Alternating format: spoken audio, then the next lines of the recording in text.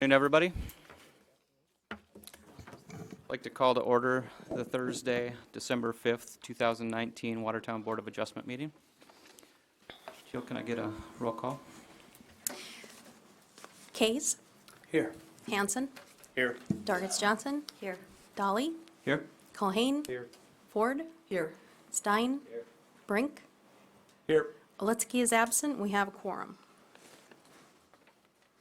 First item on the agenda is the approval of the November 21st, 2019 minutes. Need a motion?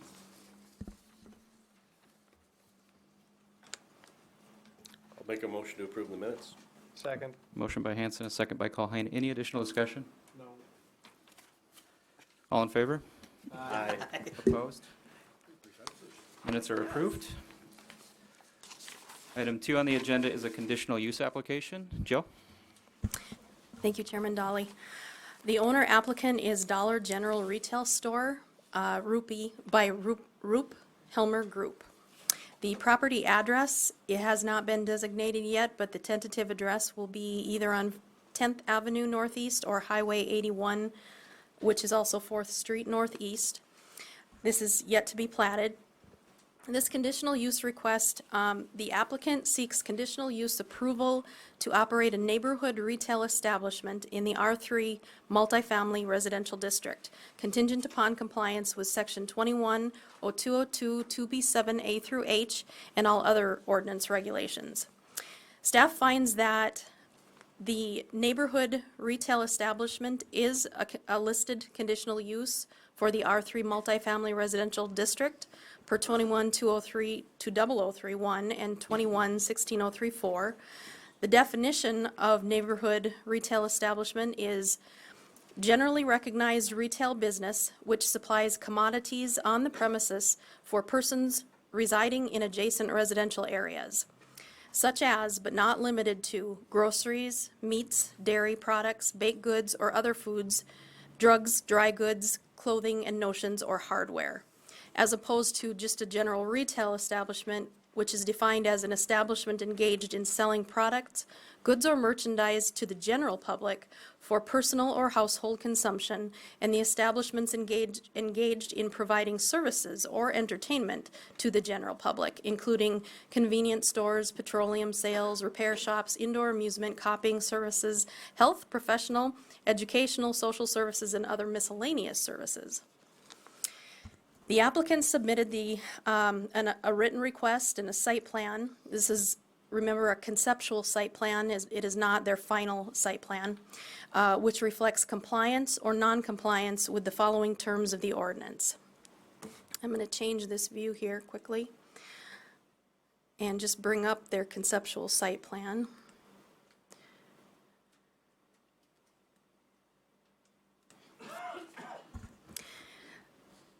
So it has to comply with 21-0202 2B7A through H, which is specific rules governing individual conditional uses. And this includes ingress and egress, off-street parking and loading, refuse, utilities, service areas, screening, buffering, signage, exterior lighting, required yards and open space, and general compatibility with the neighborhood. Chapter 2163, off-street parking and loading requirements and engineering design standards. The submitted conceptual plan shows 36 off-street parking spaces. 30 are shown as improved and 6 are shown as unimproved until necessary. But there is space for the required amount of parking. Now, probably more than 36 are going to be required by ordinance, but we won't know that until we get the floor plan, the final floor plan. And it looks as if they have the area and their intention is to comply with ordinance. If they do not comply with ordinance at time of building permitting, then they would have to come back with an application for a variance to parking. So this does not include variances. Again, I stated that underneath that section.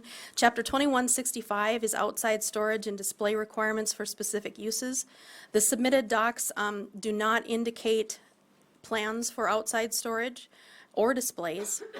And just for your information, any outside storage may be permitted if acceptable screening is provided and approved by the building official.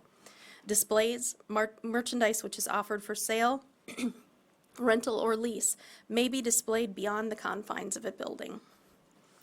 Chapter 2173, landscape and lighting standards. They are aware of and will meet the minimum tree requirement. 9 to 10 are required on this corner lot. And perimeter fence and dumpster screening are detailed on the conceptual site plan, sheet number 1. The required 15-foot of grass, boulevard, sidewalk, trail, curb, and gutter are not shown on this conceptual plan on the south side of the property. But note again that the applicant is not asking for variances at this time. Title 24 subdivision of land, the parcel is yet to be platted. This board must consider if satisfactory provision and arrangement has been made concerning 210202 to B7A through H. If application is endorsed, conditions of approval must be specified, as a building permit may be issued upon compliant application without return to this board. Thank you, Joe. Is there a representative for the applicant here to speak tonight?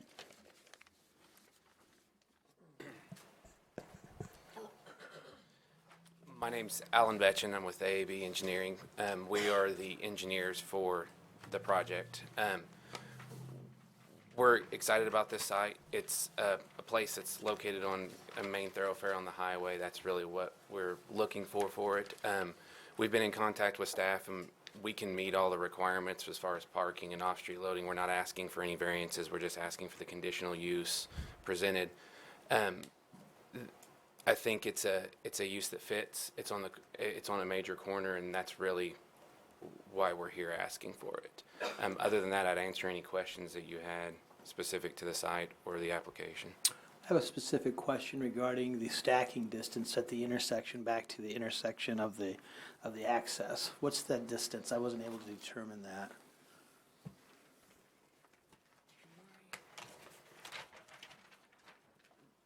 Are you talking for the left turn in or the actual stacking at the intersection for an Yeah, I mean, outbound? where the stoplights are, how far back is the driveway? You're probably looking at from corner of curb to curb is about somewhere between 40 and 60 feet Okay. from edge to edge. So you're probably close to 80 to center from that curb, and I'm scaling, so that's Sure. ish. Staff, did you have any concerns regarding the location of the driveway in reference to that lighted intersection? Yes, thank you, Commissioner Case. Actually, that is one of the points of concern that we would want to address in the commercial site plan submittal, where we have a common engineering standards, some common accepted standards, whether it be through AASHTO or the other design standards we've been referencing, that would have an adequate offset from that intersection. I can say, generally speaking, off the cuff, you would see an additional 50 to 80 feet there to allow for that access to be far enough east of that intersection to avoid any conflicts with the stacking of the traffic that will be in 10th Avenue, which is an obvious concern here with this location as shown on this diagram. There are long-range plans eventually to see 10th Avenue ever widen to have a right-hand turn, left-hand turn, whatever, at that intersection? And would that have any bearing on the way the site is proposed today? There aren't any plans in the works that I'm aware of. We are just in the infancy stages of a new transportation master plan. Whether this stretch will be focused on or provide any recommendations of that nature are yet to be seen. But I guess short answer is no, there's not any immediate plans or near future plans to see any widening there. Does that include the infrastructure that doesn't exist there today, curb and gutter, sidewalk? Much of that along that stretch is city-owned property. No plans to install any additional infrastructure. Correct, Mr. Chairman, that'd be accurate. A question on the site plan for you again, Heath, related to water quality, water detention. Of course, this is just a concept plan, but I didn't see any notes regarding that, and it is a floodplain area.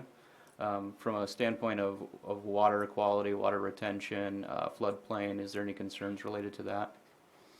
Yeah, the site, again, through the review of the commercial site plan, they would have to accommodate any regulations for water quality or water capture volume that would be required for this particular drainage basin.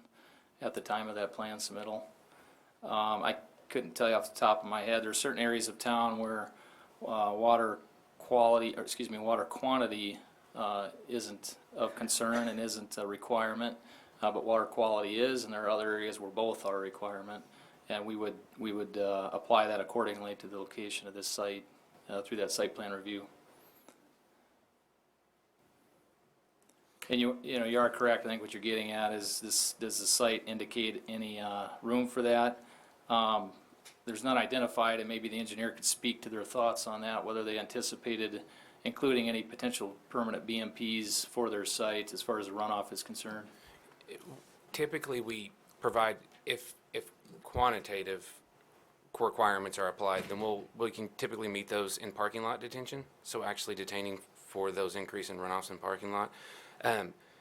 Specifically, whenever it gets into water quality BMPs, we look at the site individually. I think there's room on the property to meet those standards, but it just comes down to going through the details of that and getting into kind of the nitty-gritty of the design.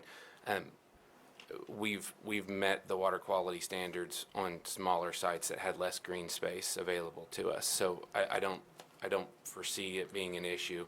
We're at the first steps of it, so I mean there's still a whole nother layer of engineering, design, and review that come on the backside that we have to adhere to. With the location being in is that a 100-year or a 500-year floodplain? 100-year. Being in the 100-year floodplain, are there any plans for additional fill or going through a LOMAR process, anything like that? We would elevate to get the finished floor above the floodplain, and so there would be a LOMAR F after the fact. Okay. Would be then our plans. To be clear then, for the tentative site plan, you're going to use the same driveway for ingress and egress onto the property, and no intention of accessing off of Highway 81. That's correct. Okay. It does seem like that is kind of close to the intersection with, if you have traffic coming in and out, with the stoplights there and that type of thing. But I kind of feel like Mr. Van Ey's suggestion probably would be a little more adequate than And we can work through those separation requirements. As I've read through it, I don't think there's a prescribed number from a specific number that we adhere to from a city ordinance application, but we work through those commonly with in the engineering and site review to get those offsets. There is some opportunity to have, I think we can make that fit and work around that. One of the things that is important to remember about this particular user is Dollar General is not a high peak volume user. They're not a heavy trip generator. What we found over the years is that they actually tend to skew to the lower end of the actual peak trips generated in that PM hour. So you're not seeing a high turnover and a lot of traffic count come off of them. You're really looking at somewhere between 20 to 35, 36 peak hour vehicles is what you're and remember that generates 2 trips for every vehicle. So that's how. So it's just not a heavy, real intense use. It's a slow turnover of the parking lot. So it's not as high demand and high volume in those peak hours as what like a convenience store would be. I see a note on the site plan that a portion of this northern section of land that exists today would be deeded over to the northern parcel. Family relation between the parcel to the north and that's their intention, is to deed that over to the balance parcel to them. I'm not saying it's impossible, but that's not what we're currently under contract for. We would work through that in the site design, and the entitlement is really what it comes down to if we had to go back. It's worth noting, as we've went 33-foot strip that just hasn't been cleaned up, and we're working through title on how that gets cleaned up, our site plan does not reflect that additional 33 feet to the east. So there is a larger piece that ultimately we believe that the title resides with their seller, but we haven't went through that, so we don't want to go through and say, hey, we have this larger tract and represent something that we don't have title conforming to today. Sure. So it's what I'm trying to say is I think there's 33 more feet coming either way. Yep. To the east, which is why I have far less concerns about some of the water quality issues, and that's a lot of room on the backside of the building to do a BMP if it was necessary. Your assumption that that would be finalized as part of the final site Oh, plan? Then? absolutely. It'll get resolved as part of the plating process more than anything else. So I guess getting back to the driveway going in, are you opposed to moving it to the east further? No, ma'am. Okay. What I would say is we just have to work through the actual truck turning movements. That's the driving factor is we do have a delivery truck. It's not daily, but we still have to be able to navigate that delivery truck movement. One of the things that is unique is that the sites are laid out so that the truck can actually make the movement off of a single drive. And so those become very restricted movements. They pull in and they back up to that loading dock on that south side. So we need to work through that as we go through the site plan, working with engineering. But yeah, we'll do what we need to meet the concerns and make sure that we're not negatively affecting the actual flow at that intersection. It's hard to answer what those numbers are until you go through the design, I guess is a bit. Yeah, and then I guess just to reiterate, and Jill did mention it a number of times here, that, you know, we're looking at a concept plan only, and that the request here is strictly for the conditional use, whether or not this conditional use is relevant to the property, and that any deviation from required standards for the city or request for variance would have to come back before this board.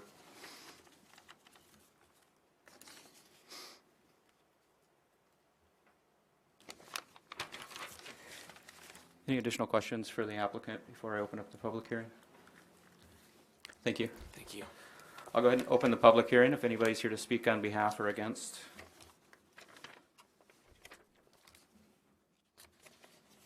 Yeah, go ahead and approach the microphone. State your name for the record, if you could. First time, so I'm a newbie. Juanita Lentz. I live at 323 10th Avenue Northeast. It's going to be right across the street from it, or the highway from it. I do have a couple of clarifications that he had said. We do get a lot of traffic. He's saying that there isn't a lot of traffic. There is. And it's not just at peak times, because that highway is very, very busy. There's been accidents there and everything. Yeah, I think the comment was specifically for the amount of traffic that they expect to have into and out of the business. I'm also a resident on 81. I live a couple blocks south of here, so I'm aware that the traffic on 81, yes, is quite high. Yes. So, and the comment was made about making an entrance into that. That road is pretty busy along there, and so I hate to say this, he might have to back it up a ways, because there's a lot of cars and stuff that are along there waiting for that traffic light to switch. And to make that turn, it's going to be hard. Also, I was talking to the realtor, and he says that will lower my property a lot. So I am definitely against it. I will say I do like their store. I'm not saying I don't. But I'm just looking at myself and the people along there that have to live along there. Yeah, understand the concerns. You know, I'm a resident on Highway 81 as well, and you know, one of the things I think that we gotta understand as, you know, highway residents in a mixed-use land area is that it's expected over the long term for these highway corridors to develop into a more commercial use. And we try to control that with, you know, the limitations of, like Jill read, the classification difference between a neighborhood retail establishment and something more akin to like a Walmart, where it's a little bit more density. It is a challenge, though, certainly. Also, we do have a lot of water there that builds up there. So I'm just letting you know that there is a lot of water that's built up, and rushing that off the road is something else. So.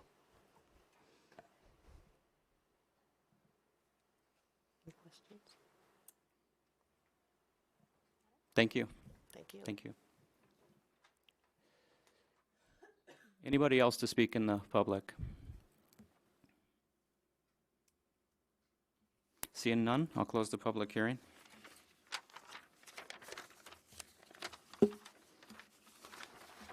to get things started, I'll make a motion, Mr. Chair. I have a motion by Mr. Case, I'll make a motion to approve the conditional use, subject to the preliminary plan with the caveat that I would like to make sure that the staff work with the developer to ensure that the driveway access is done in a fashion that's going to provide the most benefit to the general public, i.e. pushing it back if that's what it needs. thank you, Mr. Case. Do I have a second? Second. I have a second by Ford. Additional discussion? I do have one question. In the definition of neighborhood retail establishment, it says, for persons residing in adjacent residential areas. Is there a definition of adjacent residential areas? Well, in this case, an adjacent landowner is anybody who touches a property, any of the property boundaries, taking away streets and alleys. I don't believe there is an actual definition for adjacent residential area, but my belief is that in zoning, it's your next door neighborhood that surrounds it by maybe a block or two. So then what you're saying, Jill, is that we should only expect people within a block or two to shop at this store? That might be expanded, but into the let's just say the neighboring residential areas within, not going to the other side of town, but within that area. Does anybody in engineering have a more concise idea of what that area might be? I guess if we're, as Blake just indicated, likely going to be looking at development, that might be something we want a definition for. Yeah. Adjacent residential areas. It's pretty open-ended, and there doesn't seem to be a really specific definition that we can look at when we're trying to make these really important decisions to people like the neighbor here who has some concerns. I think I would add to that within walking distance, possibly. Probably not. If you had to get into a car, an able-bodied person to drive there, maybe it's not considered your adjacent neighborhood retail. That might be an idea. I don't know. I'm throwing a couple of things out there right now. It's a valid observation. In principle, and looking at other areas in which this could apply to the community, it's typically, a smaller, less density type retail establishment that's, immediately adjacent to a group of residentially zoned properties that is typically, better served in that environment. I always envisioned this in my mind, Hunter's grocery store in the southwest part of Watertown. Back in the day, that's what a neighborhood retail, neighborhood commercial type of a residential development would be. It's a place where you went and got your eggs and except now it's just morphed now into something that's a little bit larger. This neighborhood, you could easily make the argument that the property could be zone C3, but in that situation, the C3 zoning would bring a whole list of other uses that maybe aren't appropriate at that location. I think for the R3, that this proposed use fits the general concept. It's just probably grander in scope than when that section of the ordinance was written many, many years ago. Right, and that's all that we have to go on right now is what's written in the ordinance. But we have the ability, when definitions aren't included in the ordinance, to provide some guidance on what the definition is or what it should be. Right, it would be nice to have a definition so that we had something in black and white. So the general public has something to look at. That was just the point I was trying to raise.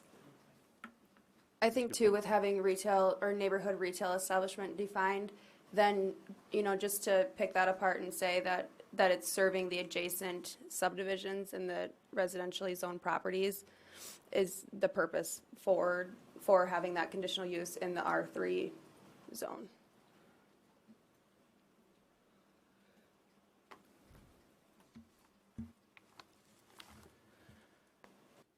Yeah, it's a challenge when you look at an area like this that has mixed use. Just to the north of this, we have commercial application. To the south, I live 2 blocks south of this on Highway 81. We're in a mixed neighborhood of retail, commercial application, and single-family homes. But we're right on a major highway corridor, and we expect over the long term that this is going to continue to develop more commercial. I've lived in my house for over a decade, but I know that over time, it's going to get more commercial in this area. I grew up on 9th Avenue, just a block south of there.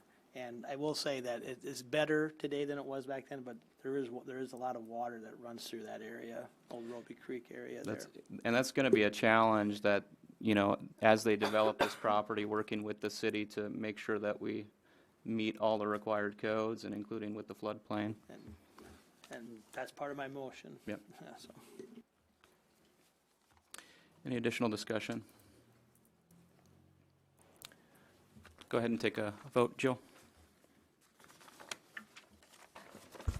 Kays, Aye. Ford, Yes. Dargis Johnson, Yes. Colhane, Yes. Hanson, Yes. Dolly, Yes. Stein. Motion passes. Item 3 on the agenda is open public comments. If we have anybody to speak on an item that wasn't on the agenda. Seeing none, I'll move on to old business. Joe, any old business? None. Take a motion to adjourn. Motion by Stein, second by Colhane. All in favor? Aye. Opposed? We're adjourned.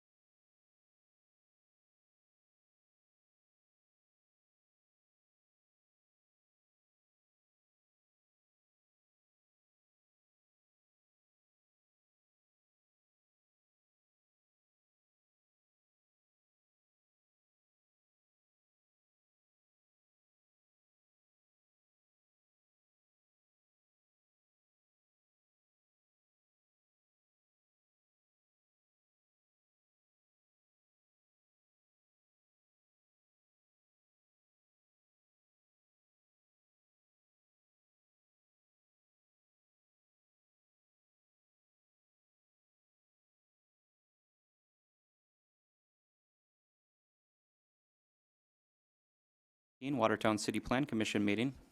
Get a roll call. Kays, Hanson, Here. Dargis Johnson. Here. Dolly, Here. Colhane, Here. Ford, Here. Stein. And then Brink. Here.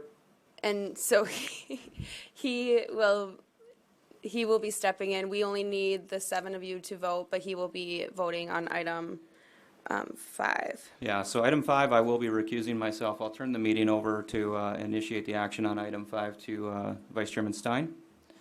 And Jeff can feel free to vote on that action. Item 1 on the agenda then is the invitation for public comment participant submittal. So if you'd like to speak in the public on something that's not on the agenda that doesn't have a public hearing, we can come up and sign up here at the podium for a slot later. That'll be one of the last items on the agenda today. Seeing none. Move on to approve the agenda. Need a motion to approve? So moved. Motion by Colhane. Second by Dargis Johnson. Any changes to the agenda? All in favor? Yeah, Randy? I probably should have made this before, but I'm actually going to strike the approval of the minutes from the November 21st meeting. They'll be on Okay. the next one.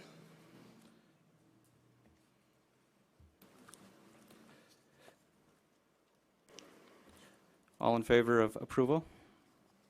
Aye. Opposed? Agenda is approved. Going on to item 4 then is the presentation of the Lake Compesca Master Plan. Yes, thank you, Blake. And then also, we'll also take action on resolution number 2019-39, which is just the adoption of the Lake Compesca Master Plan, as long as you're all good with the presentation. So at this point, then I'll turn it over to Vanessa Victor and Christopher Shires. They're the consultants for, That was published in the newspaper. well, see, I don't think that technically this one doesn't have to be just the council one. We're not, yeah, the planning, are this going to be the adoption of the plan or the adoption of the plan as part of the comprehensive land No. use plan?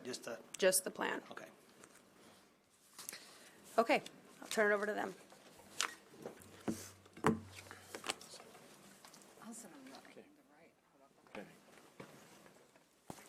Okay.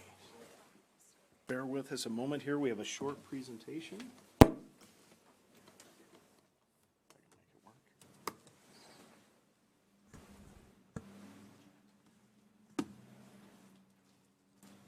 If I can get my mouse to show up.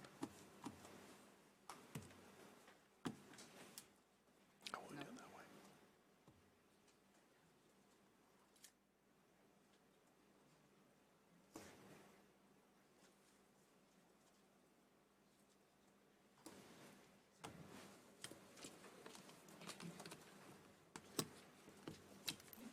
Oh, no. There we go.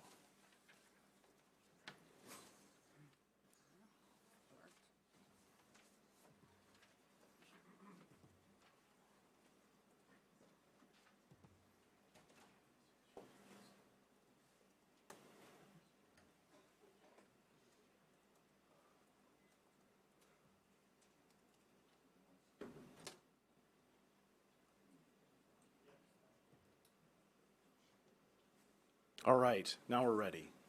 Thank you for that. Again, Commission Chair, thank you for your time tonight. Again, Chris Shires with Confluence, Vanessa Victor with Infrastructure Design Group. I believe you know her well. Some of you have seen me around before. And so we were the consultant team hired to create a master plan for Lake Compesca. And so we have that draft in front of you tonight. We do have a presentation. This is an important plan. There's a lot of information and detail on it, but we know you have other things on the agenda. So we're going to try to go through quickly, but please do stop us with your questions if we go through too quickly through a specific detail or something important that you want us to go into. So for our presentation, we're going to talk just a little bit about the project overview, its purpose, touch briefly on the public input results, walk through our lake analysis as well as some of our recommendations, that land use analysis and those zoning recommendations with that, and then briefly on the draft implementation plan contained within the document. So first off, why were we doing this project? What was the intent? Well, it's to build upon those previous good works that have been done to improve water quality in the lake by looking at upstream basins. And this was a focus on water quality improvement within the lake, and then to help us guide future land use decisions, so important document for this body, as well as our public investment going forward. So the study area was the lake itself and that surrounding properties. And we did take a pretty broad look at the area, especially when it came to some future land use analysis and planning that we prepared as part of this. So from the highway north all the way to basically what is your current future land use planning boundary. And so just a little bit on the public input. We did have 2 public input meetings. So an initial one in June of 2018, where we met with well over 100 folks, came out to our Friday night meeting. It was a heck of a lot of fun, had a lot of good feedback and input from those attendees. We did do that summer a community survey, had good response at 526 persons. And then we had a wrap-up, a follow-up meeting in December of 2019 where we presented our initial findings, our initial recommendations, and just a little bit of what we heard. And so in that first meeting, that June 2018 meeting on a Friday night, we did some what we call visual preference surveying. I gave people little dots to say things they like, things they don't like. And so on the right side of the image of the screen are images that people generally liked. Open space, you see kind of a marina concept, trails, public gathering spaces, and of course restaurants, restaurants being a running theme. Then on the least preferred images, images that are a little more intense, retail, intense use of the lake, camping, things like that. And so in asking questions, what do you want to see? Some of the top things that came out: clean water, restaurants, completed trail system. There was a lot of discussion about that, of course. And what do we not want to see? Too much retail, too much commercial, I should say, further degradation of our water qualities, increased traffic on our roadways, over congestion of the lake. We also asked the public's feedback on, where are opportunities for different types of amenities, and so that's included in the master plan. And then as a part of the survey, we got a little more detail on what are those amenities, things they want to see around the lake. And so the top 4 things that came out: improved water quality, restaurants, improved fishing, public beaches. Those were the top vote getters. And then priority ranking for certain types of projects, dredging. That was a top vote getter, as well as improvements to the fish habitat for improvements to fishing, increased beach and public access to the lake, walking and biking trails and facilities. When we met back with the public after we'd done our analysis and had some of our initial recommendations, on the left, or I should say on the right side of the screen, we had the potential projects discussed again, and still dredging, fish habitat, increased public access, beach walking. Those were all still the top vote getters. I included some of the comments from our comment cards just because they were really kind of telling of the tenor of what we were hearing from that meeting. Water quality, still very, very important. Interested in connecting our wetlands to help improve water quality, addressing bank shoreline erosion. We had a lot of discussion about dredging, and as we get farther in this presentation, Vanessa's going to talk about that.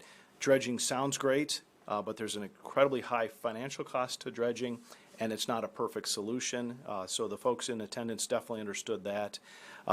Whatever we do has to be long range and affordable, long range in thinking and affordable long term. Need to continue to push through this process to make some things happen and look for some quick wins so people know we're working on this project. So with that, I'm going to turn it over to Vanessa, who's going to go through some of that lake analysis and initial recommendations. Perfect. So when we got into the actual scope of this, Chris had already mentioned that we talked about water quality. We also talked about fisheries, and we talked about amenities. And when we started looking at people's survey results and analyzing the actual lake itself, the awesome precipice of all of that was that they kind of can all work hand in hand. So a lot of our proposed improvements will not only just help water quality, but it will also help fisheries. If you improve the water, the fish will survive. If you stock the water, it will help with some of the nitrogen levels that you are having. And then creating amenities that also help improve the water quality as we go forward. The biggest water quality issues that the lake sees is actually from the Big Sioux River feeding into it, and then the current amount of phosphorus that is just in the lake itself. So it's twofold on the treatment. We got to look at what is already in the lake and what is rapidly entering the lake today, and how do we proceed forward. So there was a lot of focus on dredging. We did evaluate dredging. It was not cost effective for the city of Watertown, in our opinion. Alum treatment, which is a treatment that will take care of the in-lake loading, as well as the phosphorus is built up on the bottom layer of the lake. So it will bind with that nitrogen to produce better water quality.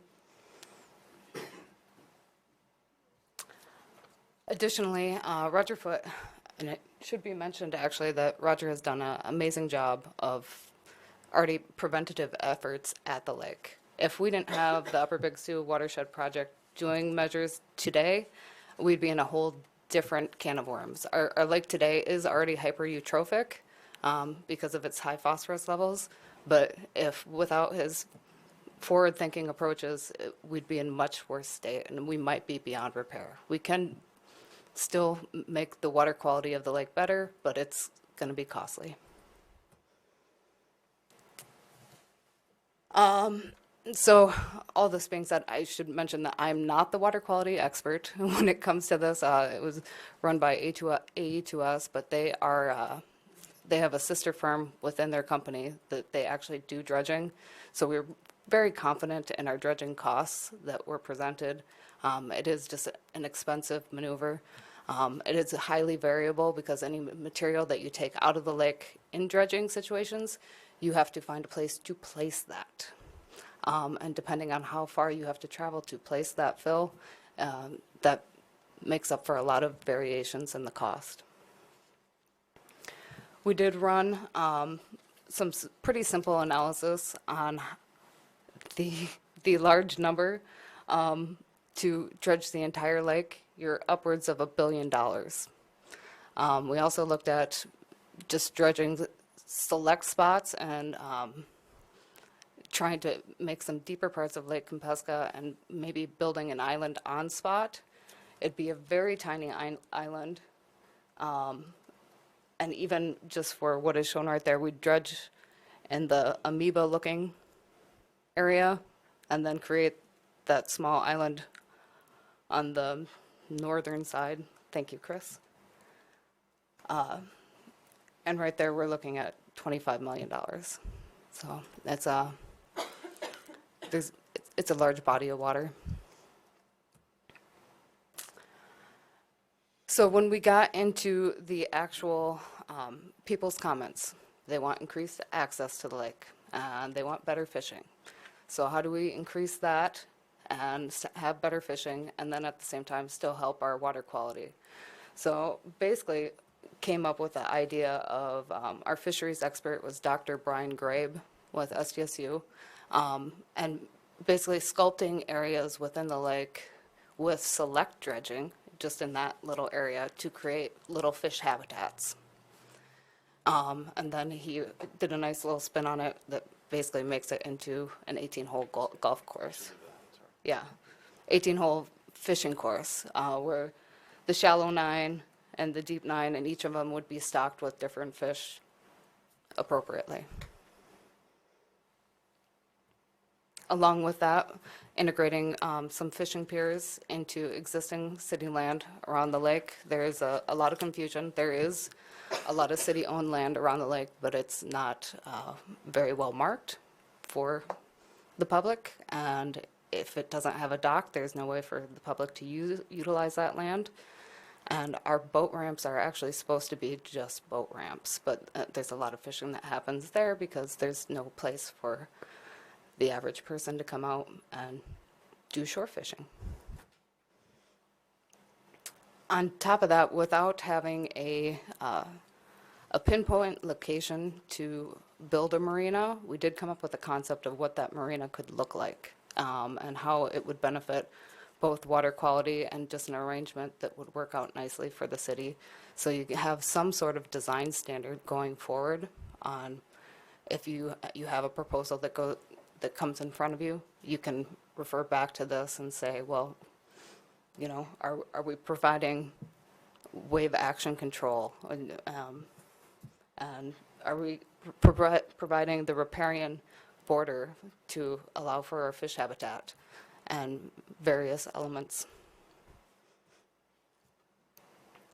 Basically, when I was talking about these little fish habitats, the top left is what we have today. Fish like nooks and crannies. They like spots to hang in. We have kind of a fish desert in the top left. To increase that, some of those fish habitats will have basically these artificial almost Christmas tree looking apparatuses that they attract fish. They're a great spawning ground, and that is actually in a 5 to 6 foot depth range. You can also do the same thing with just rock boulders and then with gabion mats. All sculpted a little bit different. All, once they were installed, you don't have to worry about them kind of washing away, and all fish friendly. On top of that, we also looked at, we know that there are a lot of residents that are out at the lake that have a huge drive to, what can I do? What can I do to make my front yard better? So on a simplistic scale, at the end of your dock, if you wanted to put in some of these fish habitats, that would help. So adopting some sort of program where you can order those and install them every year when you're putting out your dock, it would always benefit the lake in general. On top of that, with our water quality, one of our number one ways of treating water is naturally. You know, we try to protect our wetlands as much as possible, and that is because they're amazing. They're amazing for their water quality aspects. They filter out water and impurities better than most of our mechanical processes can in just a natural way. Surrounding the lake, we have a lot of existing wetlands that have been disconnected or silted in over time. So as part of our proposition, we had analyzed those existing wetlands and tried to come up with ways of reconnecting them to the lake. By reconnecting them, we're also allowing some kayak and fish passages and some more spots for recreation for people and creating more access. Before we go on, any questions? Yeah, do have a question on the phosphorus in the lake. You'd mentioned the major source of that being the watershed, the river. How about residential land use of fertilizers and runoff associated to that with the high amount of residential we have around the lake? Is that a concern that other lakes face, or? It is a concern that most lakes do face. The amount of phosphorus that is coming from like people's chemicals that they might be using at their lake or on their yards, which I'd have to say actually the public awareness on that is pretty amazing. If you go out with any sort of can, I know my neighbors will come over and they'll want to read the label to make sure that it's environmentally friendly, but it is a growing concern. From our standpoint, the Big Sioux, anything that area residents could do at the lake is nothing compared to what the Big Sioux will unload. And then it's a touchy, if we treat the lake, and we get our water quality down to a certain amount, and everything's clear, we have great water quality, all it takes is a flooding event, and then you're restarting the cycle. So it's difficult.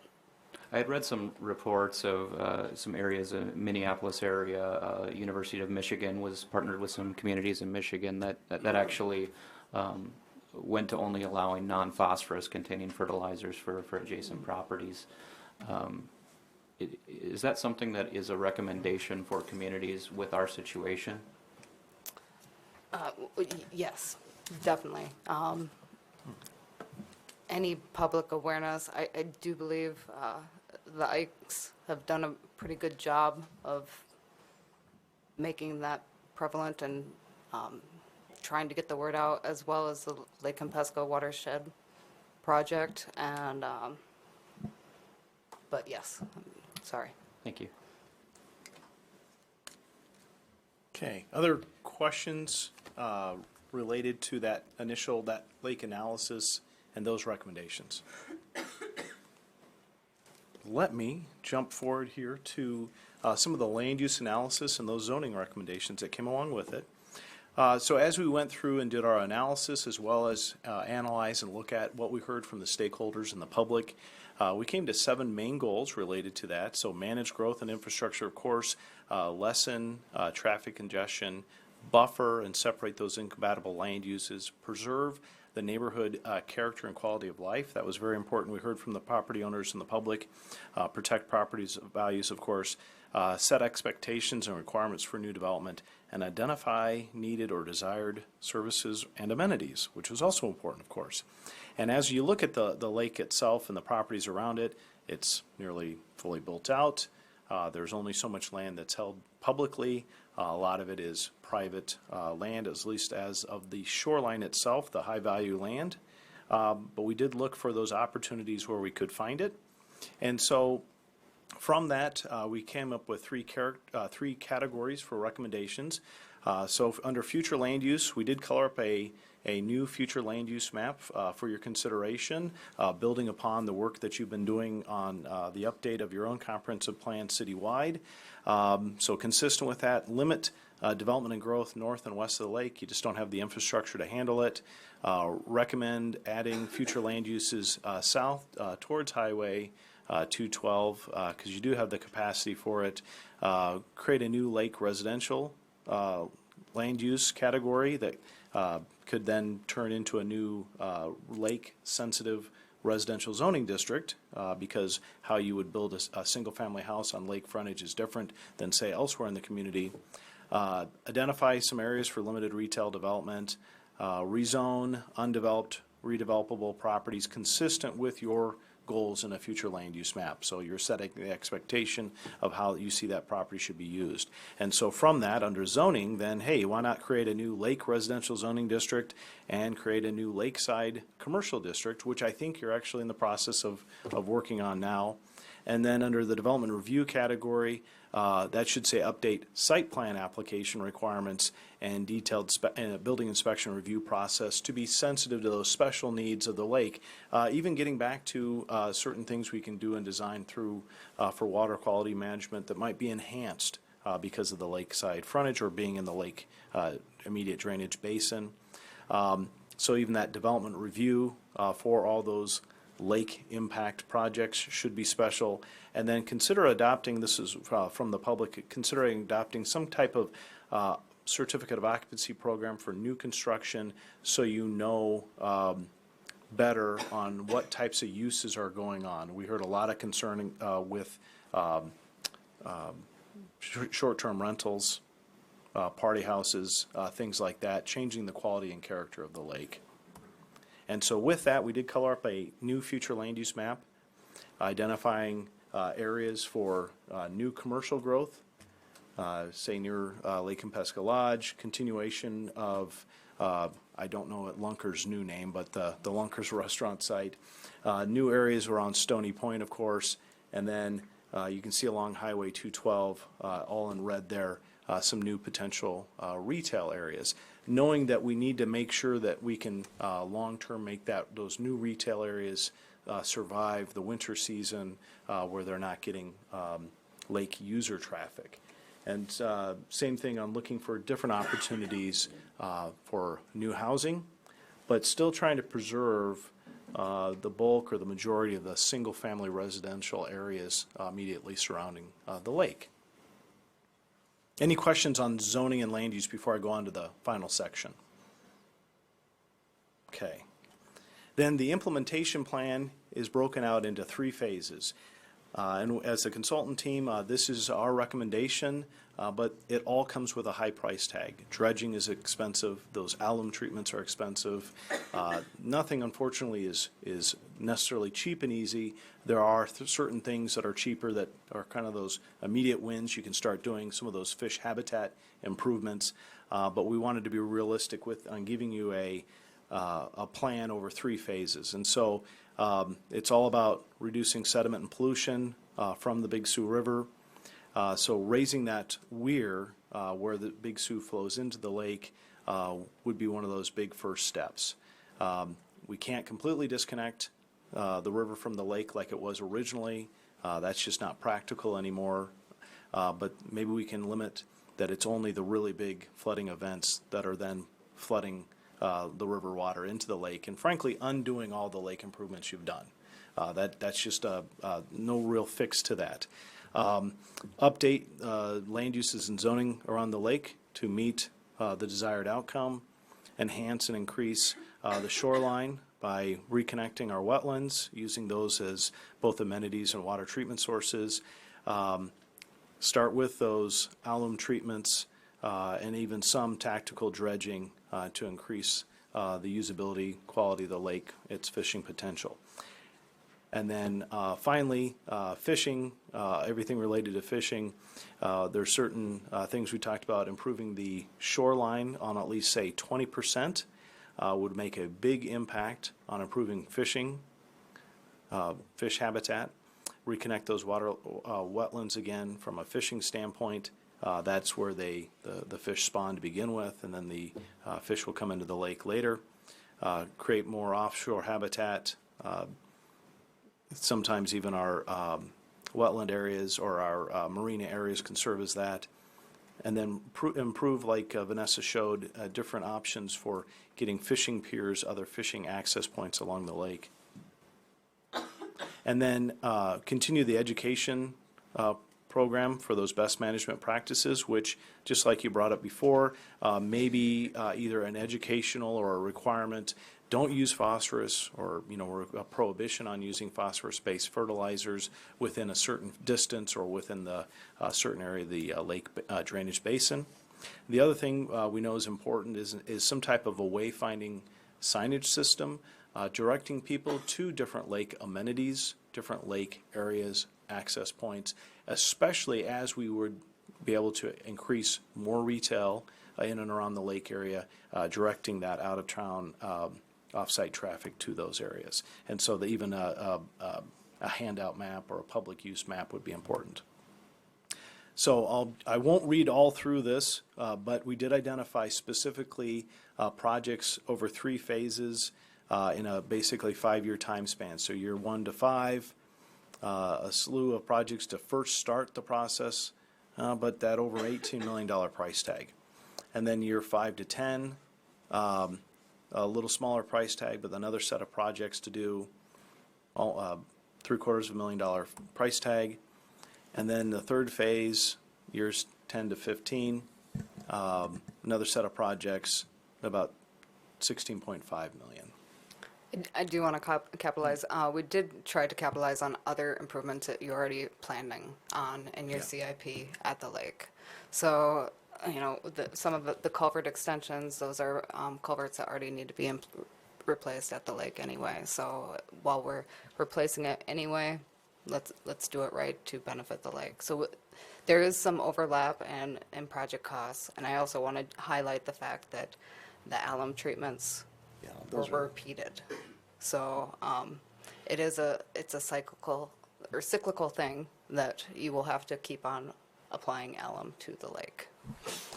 And even as you see in the year 1 to 5 strategy, it's the $9 million and $7 million cost. So that's the lion's share of all that cost. It's not necessarily a cheap process, but if that's what we want to achieve on water quality. What are some of the, go back to that slide you used, the weir modification, 650,000, what are you thinking there? What would you modify? We would modify the existing weir system right now next to the gate. The way it is set up is actually pretty simple for a modification, and just making it a little bit higher. The original weir was designed for a 10-year event, and then last minute it got switched, so it was set for a 5-year event. So anything with the weir modification would actually still have to have an engineering study.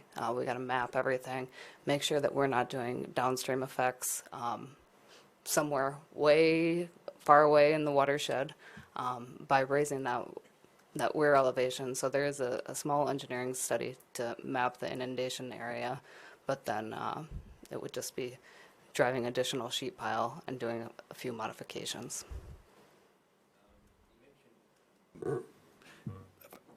Many times, and it's seemingly fairly well known that the main pollutants to the lake are from the Big Sioux River, but you also mentioned that there's really no way to get the weir, or if I use the word, a dam of some type, that you're saying that's not at any cost. You're saying that's not, well, not at any cost, but at any practical cost, you're saying that it's not practical to try to control that inflow any more than modifying that weir to the extent you're referencing there? I'm not saying it's not a possibility. We wanted to go into it eyes wide open and give you possible solutions that you can act on. Damming up Highway 20 would be awesome, and then the lake wouldn't have that inflow, but it's not a practical solution that you will ever get permitted necessarily. So feasibility-wise, even though there is an engineering study that you have to analyze the weir height and that inundation area, it is obtainable. So it is part of our recommendation. Yeah, and not to put words in your mouth, so Vanessa, I mean, to be fair to say, we analyzed, just as those, let's not leave anything untested, you know, a full disconnection of the river to the lake, but that is used to manage and serve to help protect other areas of the community from flooding. And so you'd have to analyze what is that new impact, what new properties or what new areas would flood or flood at a lower potential. It'd be massive, the amount of work to do, let alone would you actually ever get approval from the permitting authority.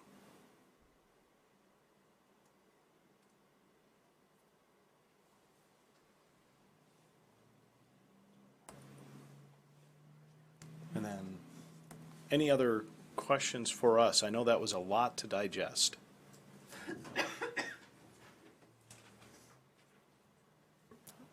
I don't think I do. I appreciate the presentation here. There's a lot of good information. I think in general, you know, and you mentioned at the beginning of this that you've had extremely good participation from the community.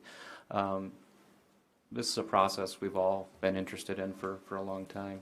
Yeah, I want to thank you all. I thought it was a very rewarding process, just the process itself, allowing for the community engagement that you brought to the development of this plan. And I think it will allow the Planning Commission and the City Council to incorporate many of those things in the upcoming land use plan that we're looking at doing. And so some things we hadn't thought about.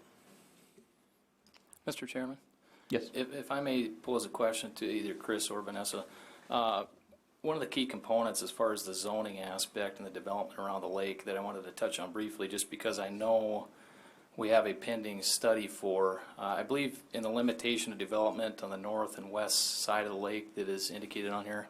If I recall right, you indicated that's primarily driven by the access to utility services. Is that an accurate statement? And road access. Okay. Since you just have the one, in essence, highway around the lake, you're trying to chase it back to 20 or back to 212. Okay. And I just wanted to point out for the record that the city, as far as the sanitary sewer is involved, we do have funds in 2020 to do a comprehensive sewer capacity study of our entire city wastewater system. Because we do frequently in the engineering office get calls and questions related to capacities around the lake. And, you know, for that reason, I just wanted to make that known for the record that that is a pending study that we will be carrying out through 2020 and have some findings as far as what existing capacity does remain around the lake, and then what potential phasing in of improvements might be necessary if we would like to see additional capacities added for future development. I can't speak on behalf of the water utility and their capacities, but as far as wastewater is concerned, that's where that rests at this point. My recollection from all my years around here is that the primary, in addition to the force main issues that the city had, was the water towers and the pressure distribution and having to basically re-engineer, retool a lot of the water distribution. And that was, I think, when we looked at the land use plan back in the mid-90s and early 2000s, that was still kind of an issue regarding that statement. And I agree with your statement as well in the plan. Thank you.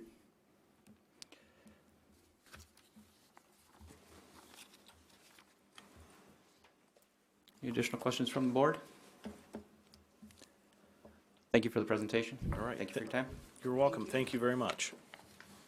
And thank you for everybody out there in the audience, because I see a lot of folks from the steering committee out here too. That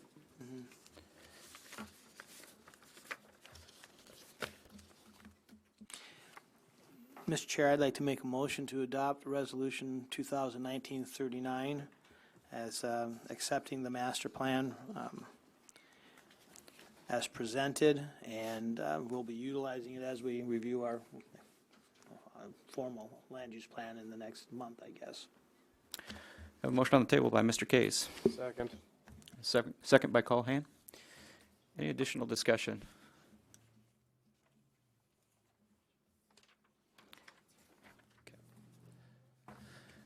I think this is a really good presentation. It was very enlightening for myself, and I know for the other members of the board.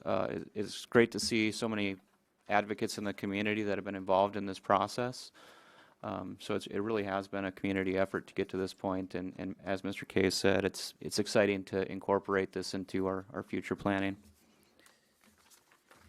If there's no additional discussion, we'll take a vote on the action. Want roll call? Yeah. Okay. Todd, or Kays, Aye. Hanson, Yes. Dargis Johnson, Yes. Dolly, Yes. Culhane, Yes. Ford, Yes. Stein. Motion passes 7-0. Okay. Thank you, Brandy.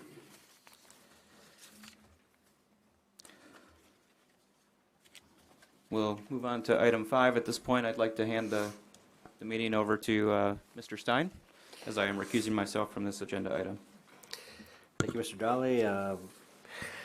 Go ahead and address resolution number 2019-38. Thank you, Stein. So this is Commission consideration of resolution number 2019-38, providing for the vacation of a portion of the 30-foot dedicated public right-of-way lying adjacent to Lot 8 of Block 3 of Watertown Development Company Addition. So here you'll see it on the vicinity map of where it's located generally. This is Tarek's property that now, as they're working through if they're going to convey it or sell it, whatnot, this issue came up here of this dedicated right-of-way splitting the parcel that's owned both by Tarek's. So there are no utilities within there. It's not improved as a street or alley of any sort. So that's why they're proposing to vacate it, and then so it'll split off half and half and go back to the parent parcels. And then, however the property is subdivided or improved in the future, they'll have to come back and plat. But the nice thing about this is that that right-of-way doesn't serve a purpose as frontage. It has frontage from 21st Street Southwest. Right, and presently that red highlighted area, there's no road or anything in there? Nope. At this point. And would it be fair to say the understanding of why they want to take care of this now is as they divest themselves of property in the city of buildings that they may not, and property they may not be using with their new facility, that it would be more appealing to potentially somebody to purchase this piece of property with that vacated, even though it is two separate parcels, presumably it might be sold as one unit. Right, yeah, and it could be one, or they could subdivide it into different properties as well, or different lots. And that's just all in the future for how they plan on subdividing it. But yeah, I think that's just why it came to light now. Before, it didn't really matter because they owned both properties and were able to use it as one. But say that they had two different buyers, and then they could split it. Okay, then the continuation of that red area where it turns into the white rectangle box, that will still remain as a right-of-way? Right, and I included that and in the request for action as well, because I thought it was important, because typically we don't want a vacation to create a dead end, which this one, it will for this piece of the 30-foot extension all the way over to 19th Street Southwest. And so these two properties have the same owner as well, but the thing that makes them different is that this parcel to the south doesn't have frontage like these two properties do. And because they're not subdivided, they're not lots, they're just portions of parcels, then that's why at this point, it would be in the better interest, in my opinion, that we would leave that extension. And then at a later date, if they knew what they wanted to do with that property or were going through the same process, then they could come and plat and provide the adequate frontage. What would be the basis for denial of vacation request on that property to the east if we approve the vacation on this one? I would say that it would have to be, like a plat would have to be presented. You see what I'm trying to say is that if we allow the vacation on this, we have two separate parcels. Now they have two separate and potentially two separate owners down the road. And the same situation comes in, it just happens to be to the east and they want to vacate that. Would we consider not vacating that, or would we just say, yeah, we did it before, so why wouldn't we do it now? Well, but they would have to make them, like, to plat it first as one lot, because otherwise if we vacate this and then this still exists as a separate parcel, then it doesn't have the frontage for a lot. But you're saying, I know. Okay, I just wanted to walk through the process mentally. well, I did Yeah. previously. Well, But, I mean, I see, but they're not the applicant. So, yes, we could have reached out to them, but there's one application. but we are creating a dead end, is what you're saying, and that's been our policy not to create a dead end in the past. We like to avoid it. Right. But also, at what point does the applicant that have to reach out to another, I don't know. I'm saying, I'm not blaming you, I'm just saying that it seems that we're saying it's okay for the goose, but not for the gander in this situation, moving forward and, prospectively. And so the question is, maybe we should take a look at vacating the entire stretch if we're thinking about vacating just a portion of it. But the difference, though, is that how they exist today, these have frontage, improved frontage. The frontage ends here before this alley, or this 30-foot of right-of-way. So if this was extending and they were able to get adequate frontage, then yes, then it would be the same situation, but it doesn't. So right now, this is providing frontage to this parcel.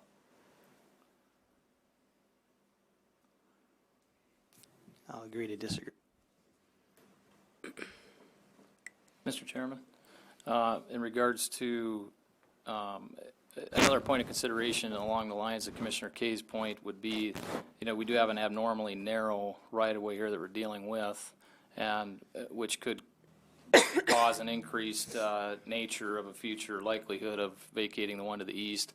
30 feet wide is not, doesn't meet the standards of any right-of-way widths that we would require for new development. But it does pose a unique question for that property to the east that is currently under one ownership.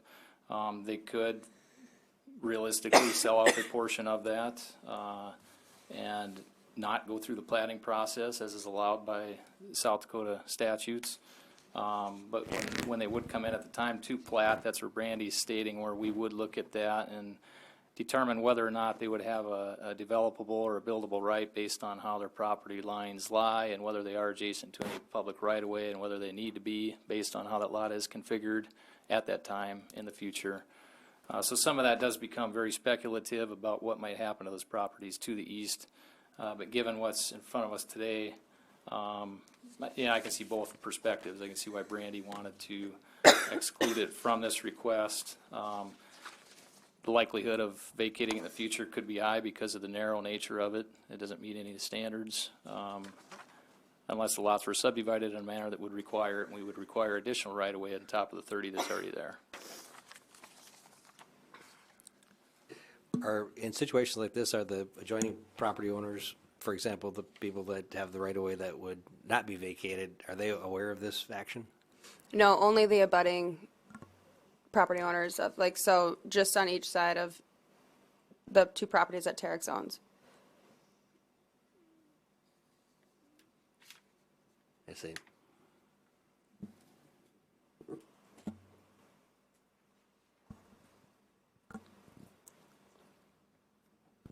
are you aware of, okay, the adjoining property owners, do they utilize that right away for any purpose? I mean, is it a road now, or is it a? It's unimproved, and actually Terex has like power lines up in there. I'll go to the GIS where you can see it.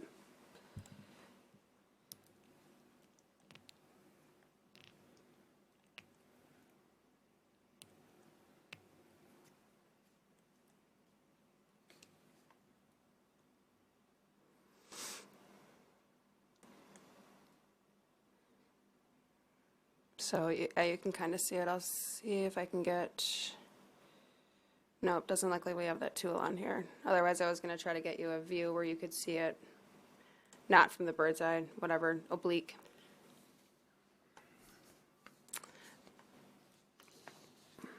But, I mean, you can see there's, and that's just for their own testing.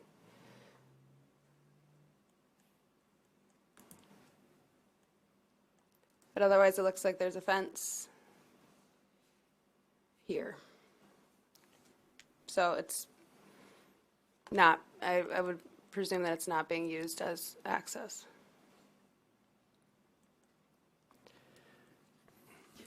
Does anyone know why it is this way?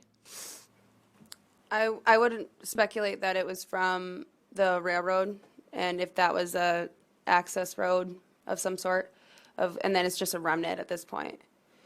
Because then you can see there's this is the old railroad right of way, and so that's where these properties came into play, where now they're owned by the same people, but they're just split by this dedicated right of way, which, like I said, I would imagine was used for access for the railroad. So off of 19th Street there, where the one that's not getting vacated, how far south is that public? I mean, so if they did want to get access in the future, I mean, the road stops, but really how far could it go?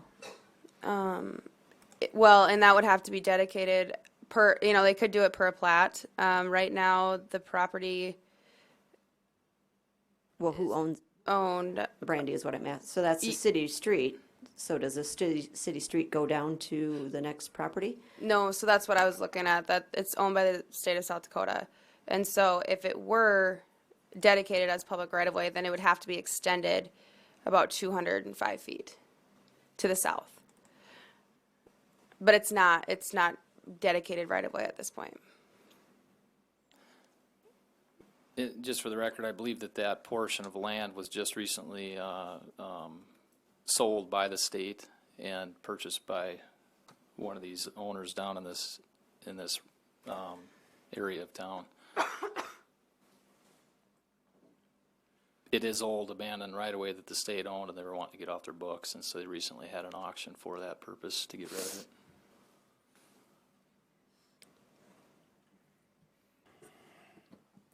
But see, the issue with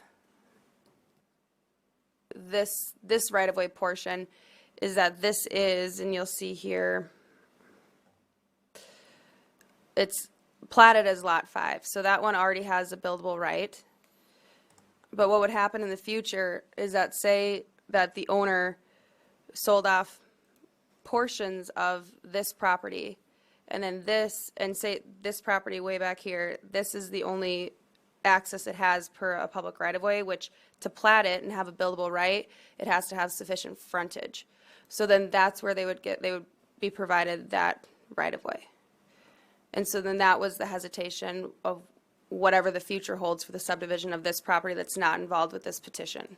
That's the process that I went through. Brandy, for clarity there, that point that you bring up, is that entire parcel platted as Lot 5? Well, and it comes up as this, I believe this is just a remnant, because I can't imagine, but it comes up as Lot 5, but it was the abandoned right-of-way, so I don't believe that. The point where I was going, if that were all platted as Lot 5, it would take a subdivision plat to amend that current platted lot, at which time the approval of that would be contingent on whether or not there's adequate right-of-way access. Right. I'll check here too, but you guys can go on with discussion. I'll just look this up quick. Brandy, is 30 foot of a right-of-way adequate for private drive or any? Well, the private drive needs to be 28 feet wide, so it actually would fit within that. Yeah, and it can, the private drives, they don't have, it's not dedicated right of way, but being this is dedicated right of way, it's kind of a different situation, I guess. Because if I mean, you could put an access road back there, but But a private drive would not require to have right-of-way over the top of it. yeah.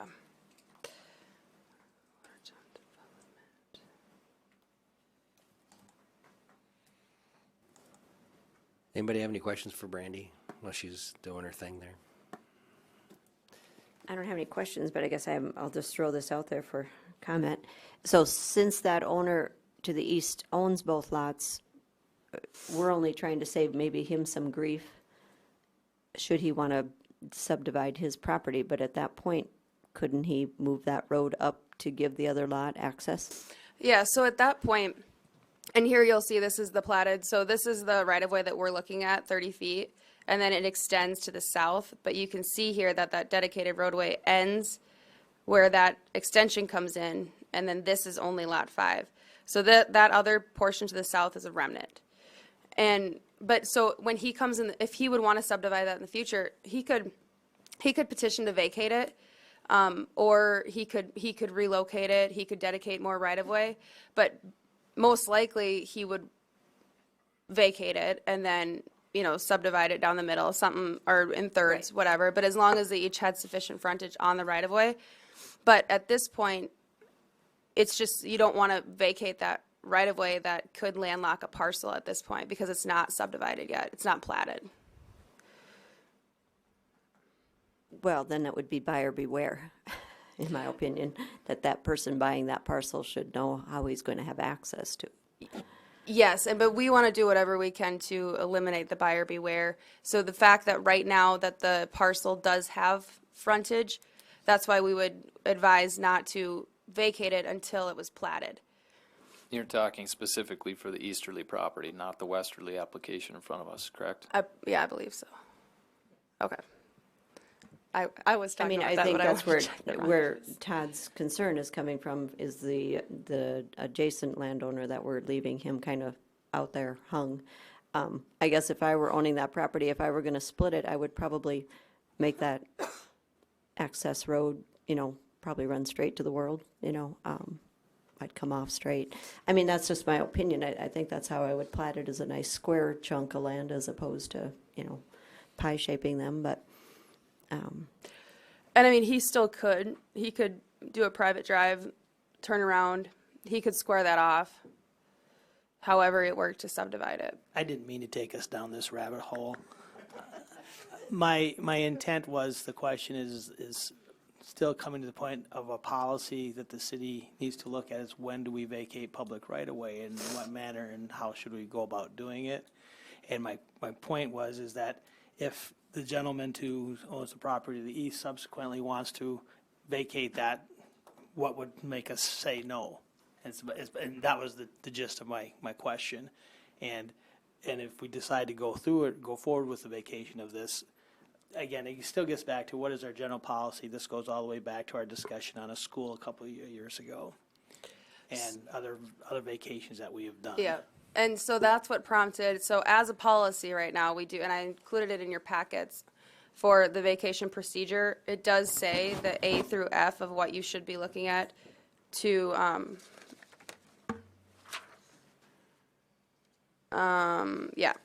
that you should be looking at when vacating a right-of-way.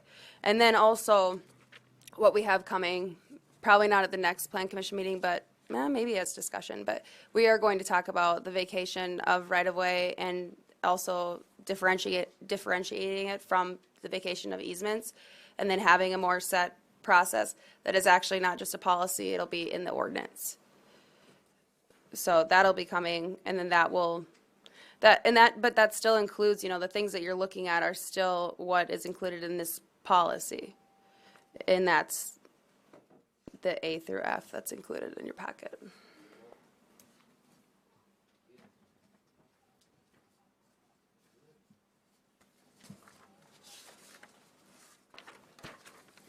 Okay, anything else for Brandy? Any comments, Brandy? I get to do the public hearing here, right? Yes. I'd like to open the public hearing if there's anyone here to speak on behalf or against this item. Seeing none, we'll close the public hearing. Look for a motion to approve this resolution for purposes of moving along. I'll make the motion to approve. Second? Anyone? Second? All right, any further discussion?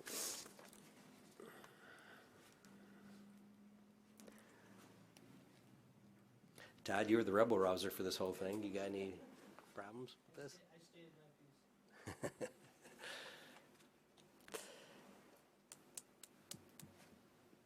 Do you want a roll call?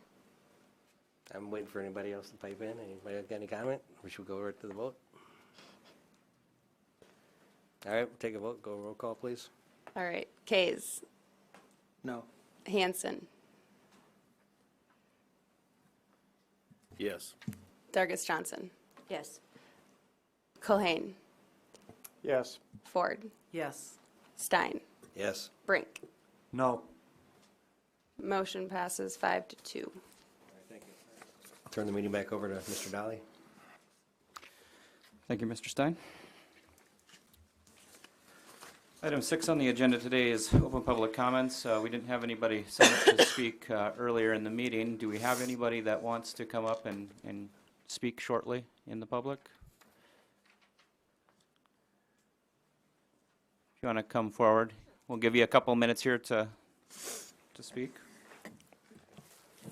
Hello, my name is Juanine Polly. I'm at 268 North Lake Drive. I just have questions about the Lake Kempesca Development Plan. I would like to understand how this moves forward from this point. I know you've approved it, but I don't know what happens next. There's a couple schools of thought. My take on the resolution today was that we were accepting the plan as contractually delivered, and it will allow the planning commission to utilize all or portions of that plan in the subsequent adoption of a comprehensive land use plan for the city. It will still also need to go to the city council, and the city council will also be accepting the deliverance of the plan and using it and to be used as a guide. But any of the information that's pertaining to land use planning and zoning amenities and those types of things will need to be rolled into the formal land use plan, which there will be, my understanding, public hearings on that after the first of the year. Okay. Yeah, and then specific to the investments as well, just accepting the suggestions of the investments within the master plan doesn't necessarily commit us to doing all those things. There will be much more discussion and public action that needs to take place on those before anything would officially move forward. Mm-hmm. Okay, so how will the public know that there's going to be a conversation on any part of this plan? How would we be aware of that? On the land use planning portion, we are required statutorily to publish notices in the newspaper when the land use plan is going to be before the planning commission, and also a subsequent public hearing by the city council. There'll be 2 public hearings on the development of the land use plan. I don't know about the CIP planning process, what you guys do. CIP stands for capital improvement, is that right? Yes, capital improvement plan. So any of the projects that are proposed through this Lake Kempesca master plan that we would want to incorporate into the CIP would be done so through the budgetary process annually. We have our annual CIP that we submit every year for the next fiscal year that the council approves. And so those budgetary hearings, of course, are open to the public and are held at the council level. Subsequent to that, we do a long-range capital improvement plan, which some of these improvements could be incorporated into as well. So if it's anywhere from 2 to 5 years out, and we wanted to program money for these improvements, they would land on that long-range capital improvement plan.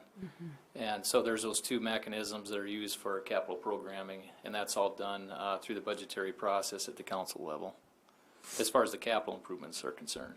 As far as the public notice, this does go up on the city website for public notice. The agendas are posted there, and additionally, they go into the public opinion newspaper as well. Is there any other public noticing that we're doing as a matter of policy? Well, I was going to make a plug for the going onto the website, and you can sign up for notifications for That's a good point. a multitude of the meetings that the city hosts. You can check for this particular purpose. These meetings, as well as the city council, are going to be where those two things are, where these things are going to be discussed. But you can sign up to receive notifications for every single board and commission that the city has, if you'd like. So. And I have.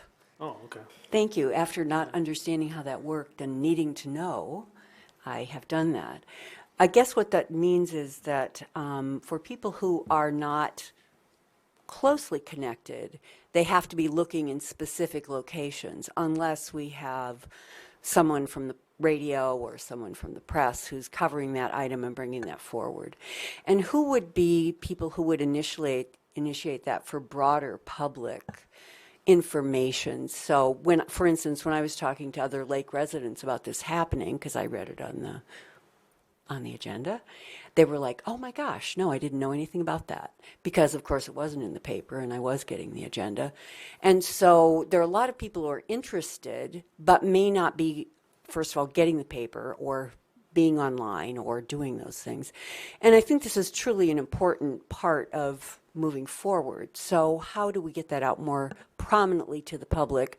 I'm hearing that you don't have responsibility to do that in your plans of what is fair and open information to the public. So it has to be the public seeing that that gets into the press in some other way. Is that true?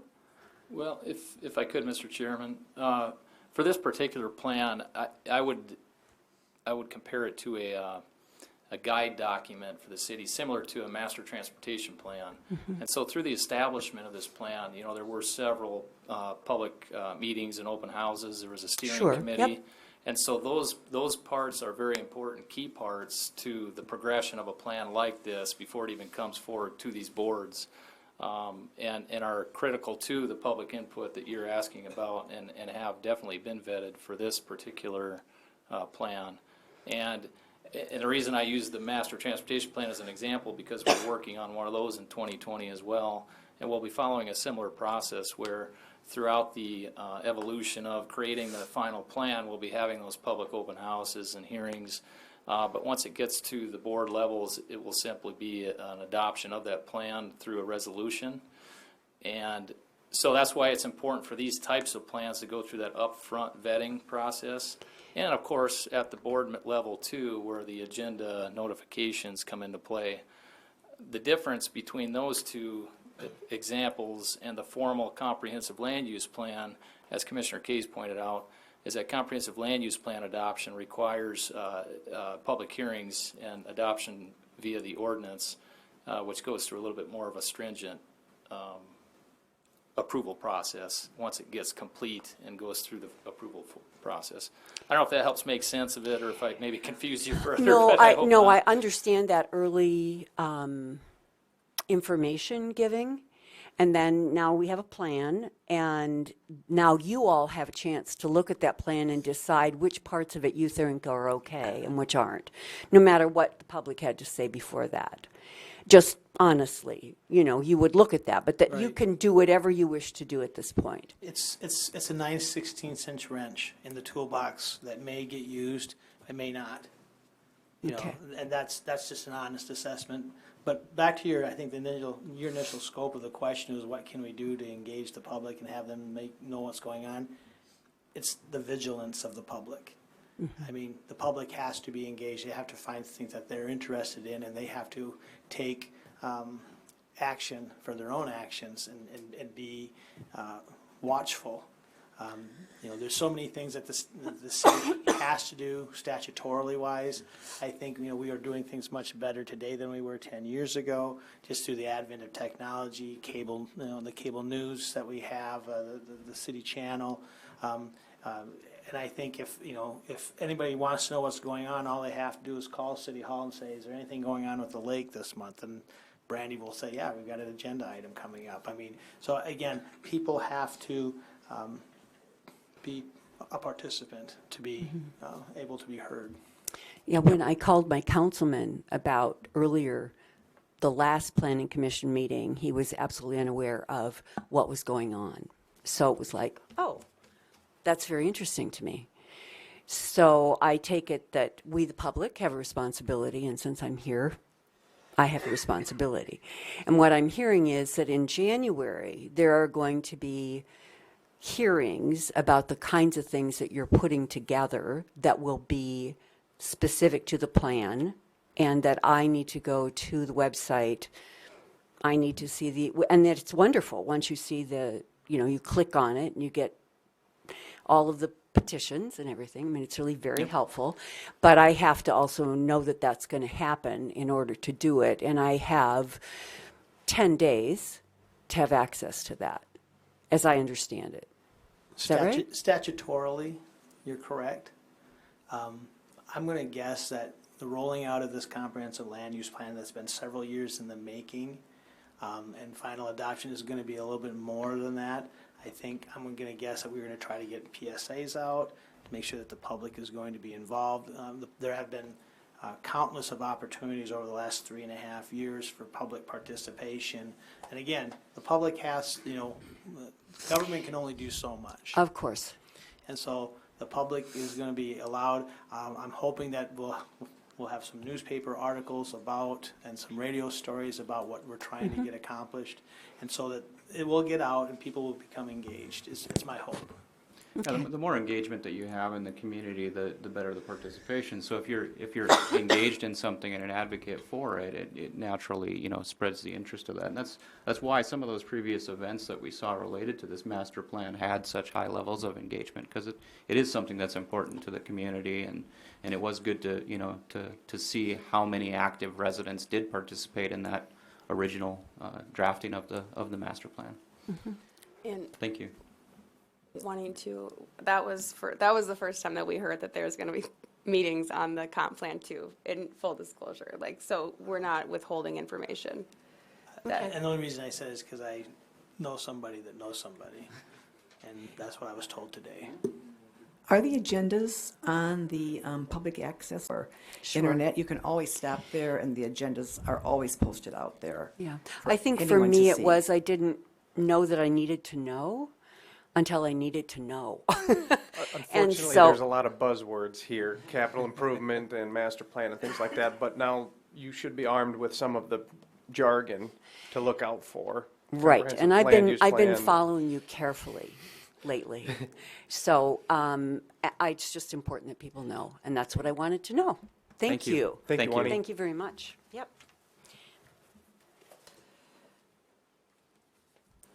Brandy, on to new business. We have a couple items. Yes, so talking about the lake, we have and so I passed out the lake commercial draft ordinance. So what we're proposing there, and since we've been talking about getting a lake commercial district in place ever since I've been here. And then now, and we always wanted to wait until we had the Lake Compesca Master Plan adopted, just so, and then also just in discussions that we've been having as the Plan Commission and staff and everything, this is a draft. And so the purpose and the reason why we've been wanting this is to establish appropriate locations adjacent to Lake Compesca and Lake Pelican that are conducive to lake commercial activity, and then to permit development of service and retail centers complementary to lake recreation and living adjacent lake. We all know that and they put on there, it's 85% built out as R1 single family residential. So for, I guess to add various different zoning amenities or lake amenities more so, this this lake commercial district would allow for the permitted uses that are appropriate for lake commercial, and then the conditional uses that we would want the Board of Adjustments to take a deeper look at and really evaluate if it, storage units, storage shops, which needs to be defined, apartments using the upper floors of commercial buildings, and a recreation facility. How deep of a dive do you want to go into tonight? That's my question. Well, if you have some feedback, that would be nice. To me. Well, so that's it's defined, and it's a building for personal use, only as a storage facility. Each structure is allowed to have water and sewer utilities. No commercial use of any kind is allowed. This is similar in nature to the PUD that we did southwest of the lake, where they were contractor shops with sewer water. No commercial was explicitly spelled out in that PUD. Right. So that's a So matter that'd of be enforcement then, no commercial use, because someone has to report it, someone has to analyze it, someone has to enforce it. At the end of the day, we still can't prohibit anybody if they're potentially living in it. But it's just the enforcement of it. So if it's reported to us, then the code enforcement officer takes action. And the automobile parking lot, what do you mean by that? Is that a standalone use, or does that have to be like an accessory use? That would stand alone, because if you're, say you have, and most likely this would never happen because you would want to utilize your property for a business or a structure, but say somebody had a lot that they wanted for people to park, to be able to park on, adjacent or across the street from a landing. Why can't they just park there on grass? Well, that's a good question. Because then we probably would say it had to be paved, or we'd say it's not a use.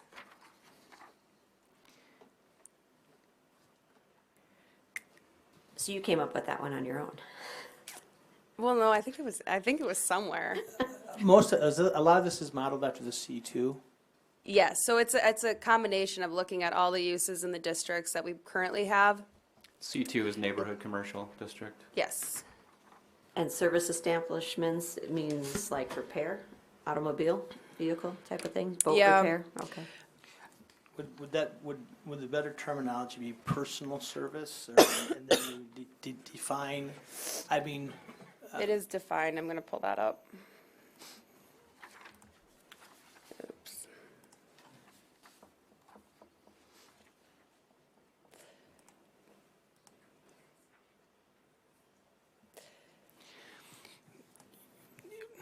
conceptually, I guess in my mind, I'm thinking of a commercial lake district that's going to be different than a C2 or a C3 or what have you. If we're creating a separate commercial district, wouldn't that be more or less a more restrictive commercial district that's generally supportive of commercial uses that are related to people living at the lake and those things that they need? Like maybe it's a boat rental. Or Right, it's, I'm kind of on the same you know, page as as Todd. opposed to just a carte blanche commercial district that I could do damn near anything here as a permitted use. Right, I agree with Todd. I agree totally. We had just the discussion that 85% of the land is already essentially privately owned. And I feel like if we want to get the non-lake user and non-lake property owners on board with spending taxpayer dollars to do certain things out there as improvements, we need to find a way to allow them better use of the lake and more access. And I just don't feel like a storage unit or a storage shop does that. The only thing though is when you say using taxpayer dollars, this would be completely development driven, which then in turn would generate tax dollars. I'm just looking for ways that would allow more people not use up the small portion of land that we have left available with things that really maybe don't complement lake recreation and living adjacent to the lake. they could be located other places. It doesn't require a lake to do those things, and it doesn't enhance lake use. I don't know that I would necessarily preclude those things. Although I am, thinking along the same lines.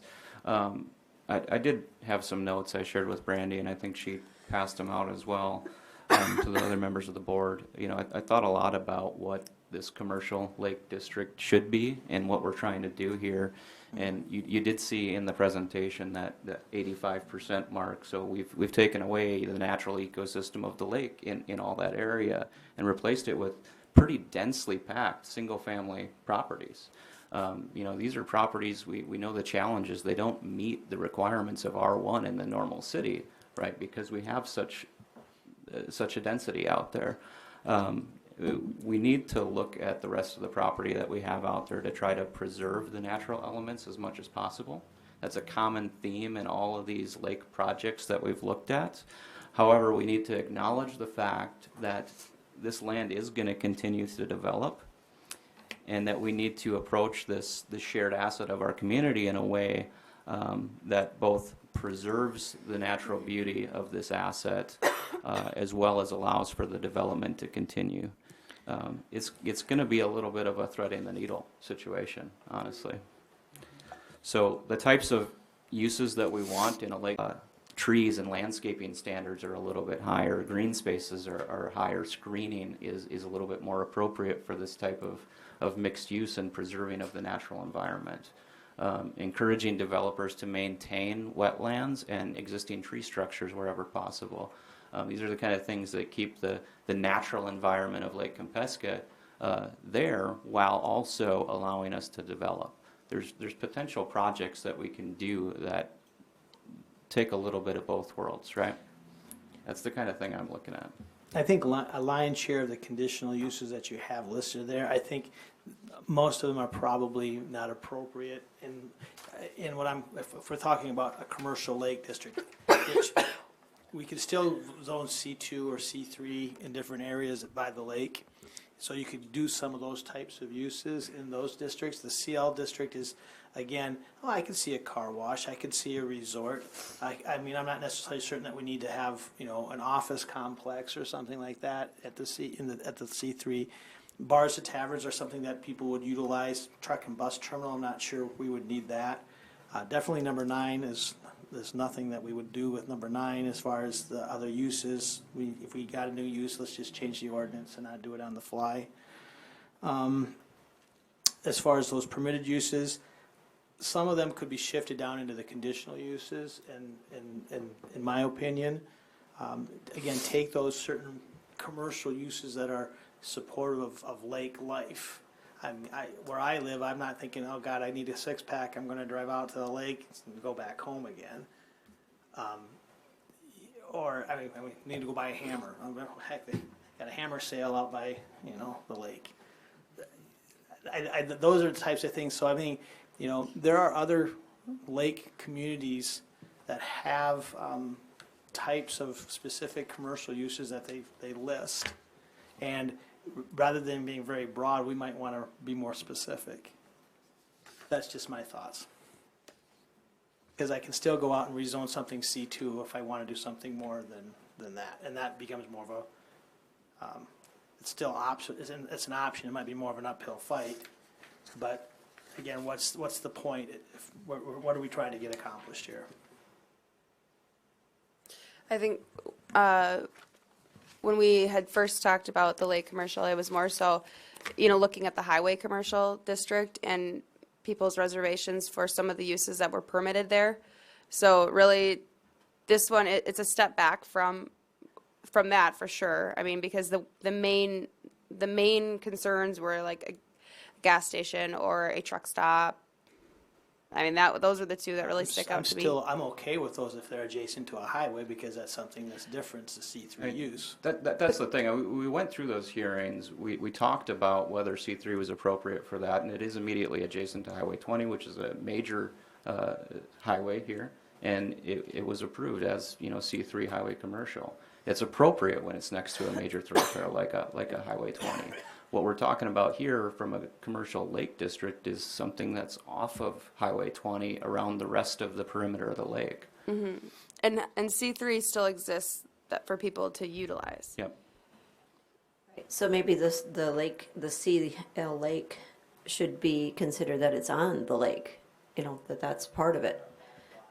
Well, no, I mean. There's you could do really it two no different remaining ways. property immediately adjacent to the lake. It's across the street, right? Yeah, well, and I put on here as the adjacent to Lake Compesca. But I wasn't meaning that it had to have frontage. Maybe it has to be within a certain distance of the lakefront, or, Right. the county uses what's called a lake park district, which is within 1,000 feet of the high water mark, and maybe that could be a geographic location determinant. Okay. And I think that conceptually fits within the Lake Compesca master plan that we're looking at in the future state land development that was proposed on the map.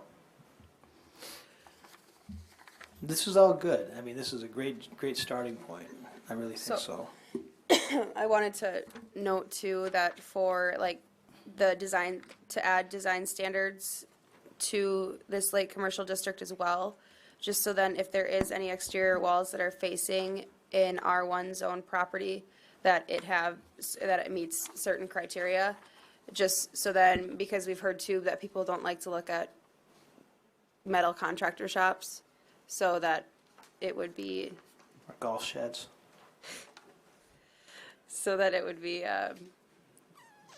masked. There'd be a facade. Yeah, I mean, I'd like to take a look at all that. I don't necessarily think that we need to be as exclusive as we were in the Gateway Overlay District, but I think No. we need to do something.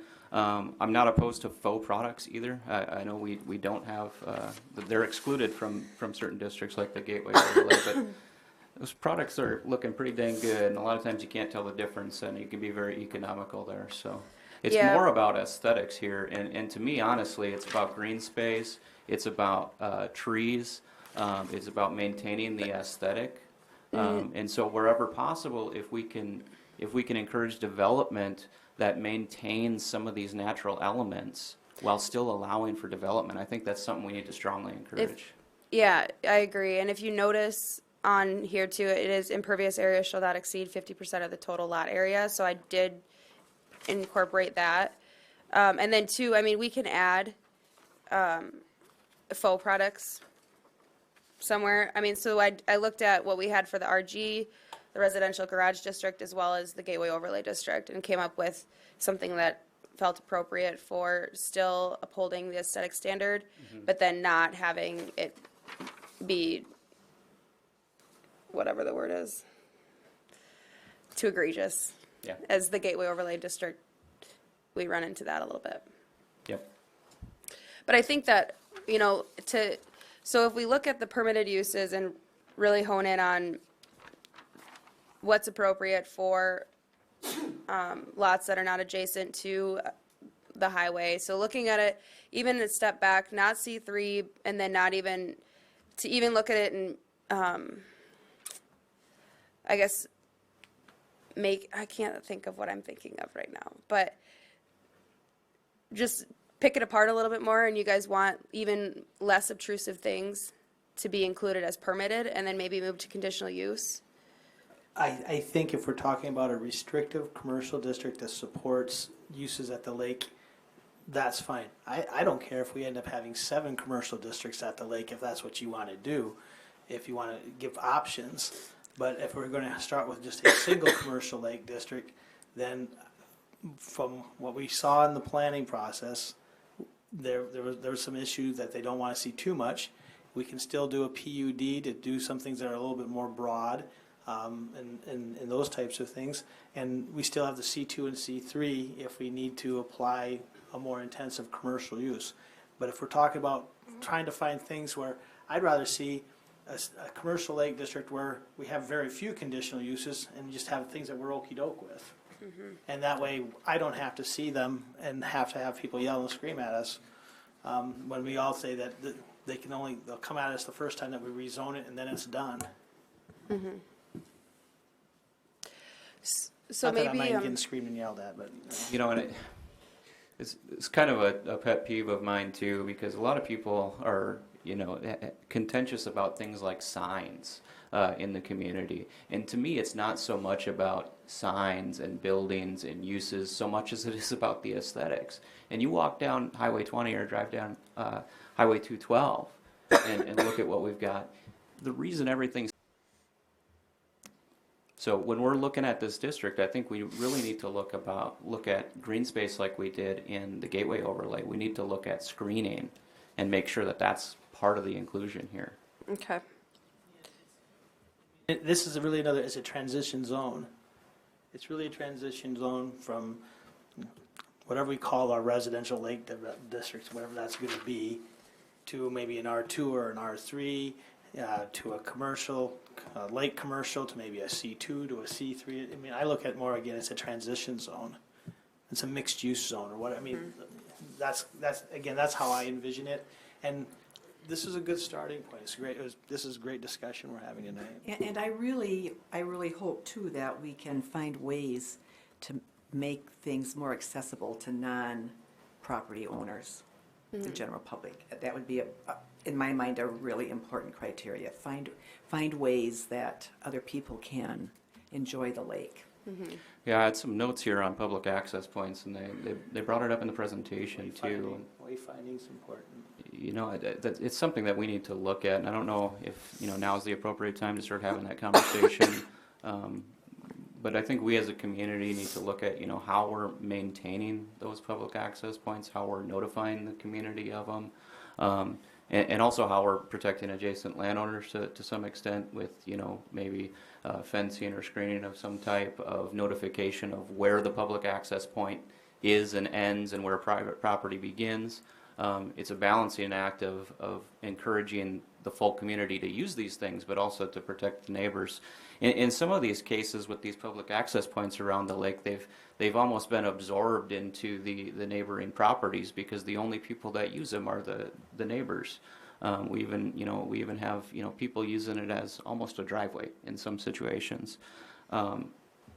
These are public access points, and to the master plans point on this, we need to engage these locations with infrastructure that allows the average person to go out there and use it and enjoy it. Right, so docks should be put out by the city parks, I feel. Docks should be put out on those access points along the lake. If there's not a dock, they don't feel comfortable being there. If there's a dock, they can at least go fishing or jump off it. I think those are... If it's not there, what are they going to do? Just sit on the beach? So. Those are going to be some of the, the potential investments that I think the city council is going to need to look at making as a result of, encouraging this master plan to move forward. We need to invest in our community, and this is a cherished resource, for all of us to enjoy. It's not just, the people that live at the lake that enjoy Lake Kempesca, it's the entire community. And we need to make let them feel welcome. And sometimes I think people aren't feeling as welcome as would be appropriate.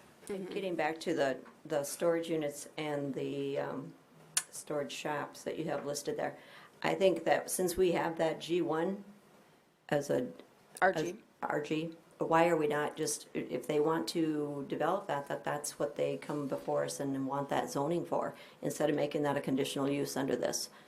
I think that should be its own. And I have that as a permitted use because I figured that if, say, because it has to be 5 acres. Well, maybe not. Sorry, I'm getting it mixed up. I'm just saying, since we have the zoning out there, why are we not just making them apply for that zoning? Well, just because then, I mean, the RG has even higher standards where that's like even a transition between probably lake commercial. And then if somebody came in and rezone their property to lake commercial and say it was 5 acres, that they can incorporate amenities like these that people could store their boats and whatnot. What are you looking at as a minimum lot area for this zone? I think I have it at 10,000. Because I see this more of it's a redevelopment zone, where applicable, Because you will have some virgin development of this, but there may be people that are looking at wanting to do something with a commercial status on the lake. This would be the tool that they would utilize as well. So I want to make sure, 10,000 is probably adequate. Because 9,000 is single family. Right. I was just curious. But if you have a 50%, buildable area because of the impervious surface condition, you're at 5,000. So it's not big. No. Good job. And two, if you guys want to continue, it would be helpful if any feedback that you could provide of maybe even just saying what permitted uses you think would be appropriate, and just shoot me an email.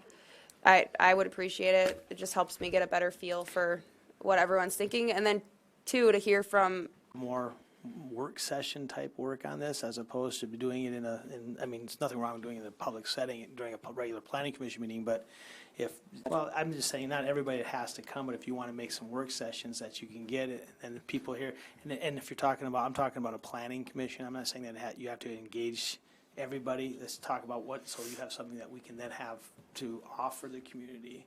And if it meant a couple meetings to say, well, we can bang this thing out over the course of a couple hours, at least that gives you a better idea then to come back. And so then, Yeah, and to be able to have some, additional back and forth discourse. I mean, it's good to have a nice productive conversation and engagement on the topic. yeah, definitely.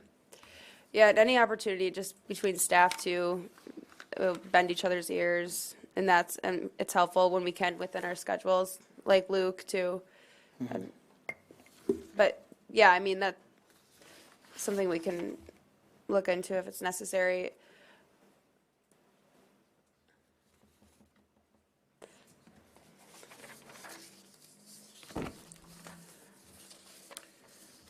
And then Anybody else did you have have on there the PUD discussion too?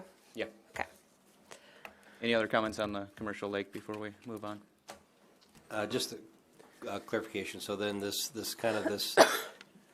committee or thing you're talking about, that getting some dialogue back and forth with that, allow the, lake residents the opportunity to participate in some of those meetings so that you can get their point of view as well? my recommendation at this point in time is staff is looking for direction from us.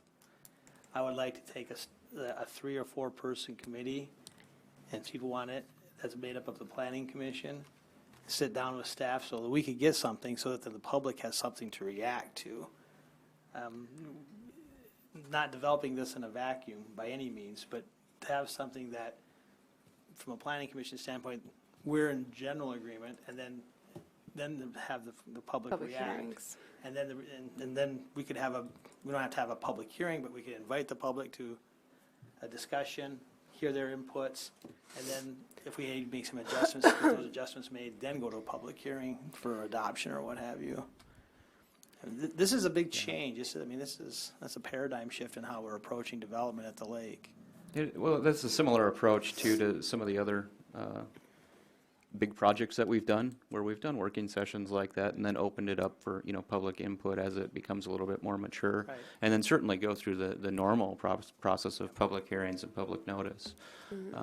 Yeah, I don't think it's a bad idea, and I would certainly be willing to participate in more extensive discussions. And I think that if we can come to an agreement as a smaller body and make it conservative to start out, but to get something out there, because that's what we want. Yeah. Mr. Chairman, just for follow-up, at the staffing level, I hear that Commissioner Kays and yourself have interest in being on that committee. Is there a third member of the Planning Commission, and then Brandy can just start off with setting up meetings, and we can keep the ball I'd be rolling? interested. Commissioner Ford? Thank you. I live at the lake, so I'd be an alternate if somebody can't make it. Sounds good. Great, we'll plan that accordingly. And it seems, I can't remember what it was for, but it seems we did this work committee on a recent amendment. Was it the sign code? Remember Todd being there. He's a hard one to forget being in a meeting like And this. I know we had similar discussions and work sessions on sign code. I know Yeah. the And resorts. resorts one. Yeah. There's been a number of these that require a little bit more in-depth discussion than the normal process. Yeah, so. and I agree, and I appreciate Mr. Kay's perspective on getting something that we as staff and a few of you members as a board, obviously without having a majority present, that are comfortable with, and then getting it out to the full board and to the public for further review and further discussion at that point. I think that helps keep the progress moving forward in a productive manner. Thank you, everybody. We'll move on to the PUD discussion then, Brandy.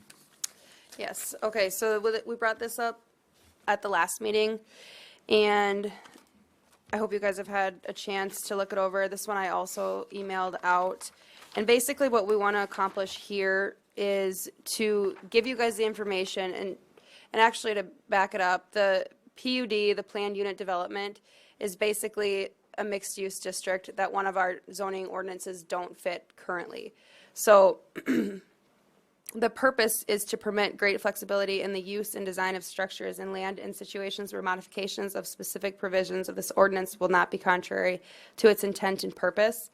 So then what this gives you, it has modification powers where you can alter setback requirements, height limits, building size limits, off-street parking regulations, landscape requirements, and density limits that we currently have in ordinance and that most other districts would adhere to unless they were asking for a variance.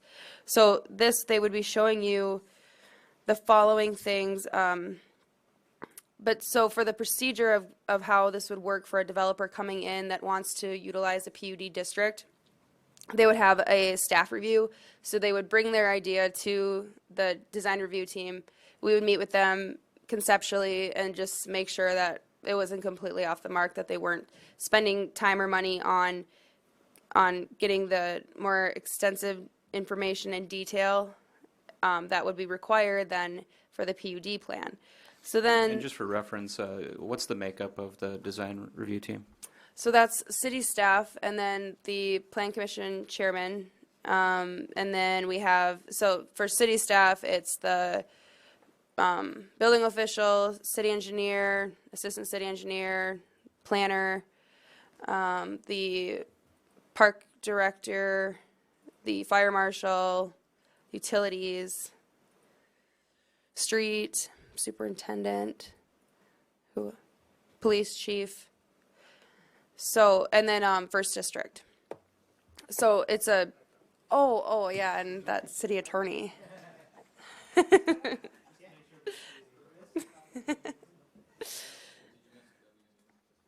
Yeah, I did. Yep, Mark Meyer here, he can stand up and wave. So it's a pretty diverse group of people that get together and would review that initial proposal. Yep. Thank you for the clarity. Yeah.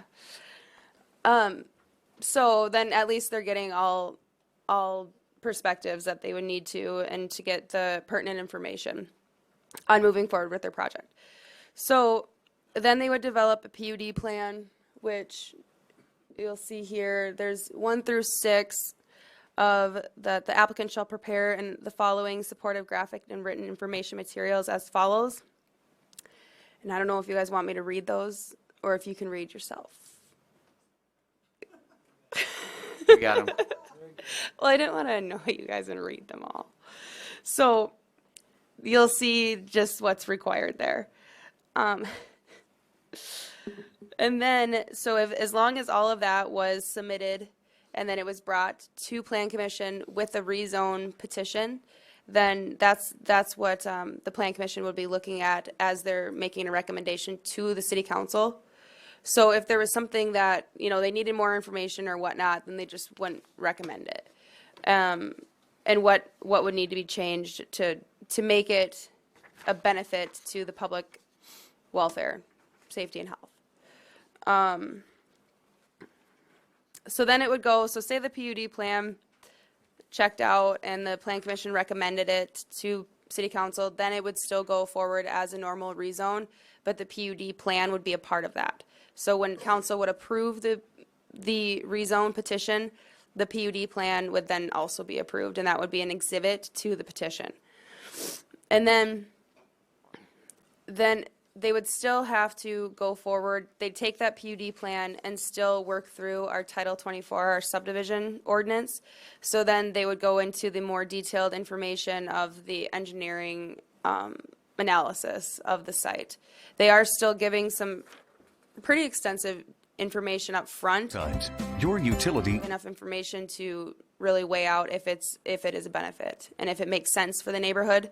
But it doesn't,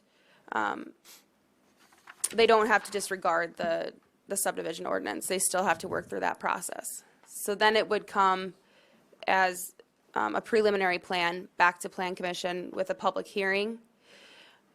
And if I'll reverse, when they come with the rezone, it's also a public hearing, as a normal process would be. So the public can have involvement still twice. Well, and technically 3 times, because they would have Plan Commission and City Council for the rezone, and then they would have the Plan Commission for the preliminary plan.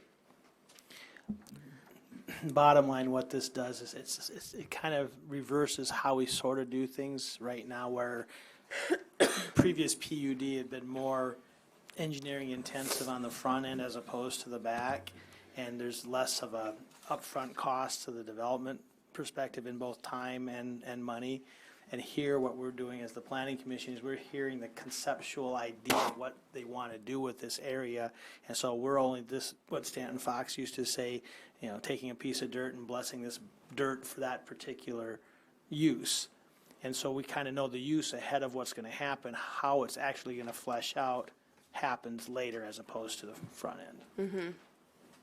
Yeah, and that process would be more with the conditional use, which is kind of where we're trying to get to, because a lot of the times we've been having a lot of information up front, as you guys have been accustomed to seeing the site plan, when that can change when it goes through the commercial site plan application, when we make sure that it checks out with our ordinance. So then with this rezone, typically they don't have to show any more information than just the property boundaries, the adjacent zoning, they show that exhibit with the petition. But because they're asking for a combination of something that we don't have in our ordinance, but we want to allow for them to be able to provide us with something to react to, then that's where they're having to provide more information than they would typically in a rezone. Right. I think that, if I may, Mr. Chair. Yep. Along the points Mr. Kays was making, he's exactly right. We're trying, we as staff in this draft, what we're trying to do is accomplish a healthy balance of what it is we're requiring up front for a PUD. You want to have a certain level of information, there's no doubt, up front, because the whole purpose behind a PUD is you're allowing for things that aren't otherwise allowed in the other zoning districts, such as lesser setbacks, mixed uses, things of that nature that aren't allowed in the other standardized zoning districts. But on the flip side of that, to get into the level of detail of some of the requirements that are in our old or our current ordinance, it does become very engineering heavy, very costly on the front end. So we're trying to find that healthy balance where there's enough where we as a community, you as the decision makers, have some sound information in front of you to know whether this is a good fit as a PUD in the certain proposed area, while not breaking the bank, so to speak, in order to accomplish a PUD on the development side. And there is, I think, a fine line there, and that's what we're trying to get to, is to make sure we're on that line and it's a good, healthy balance.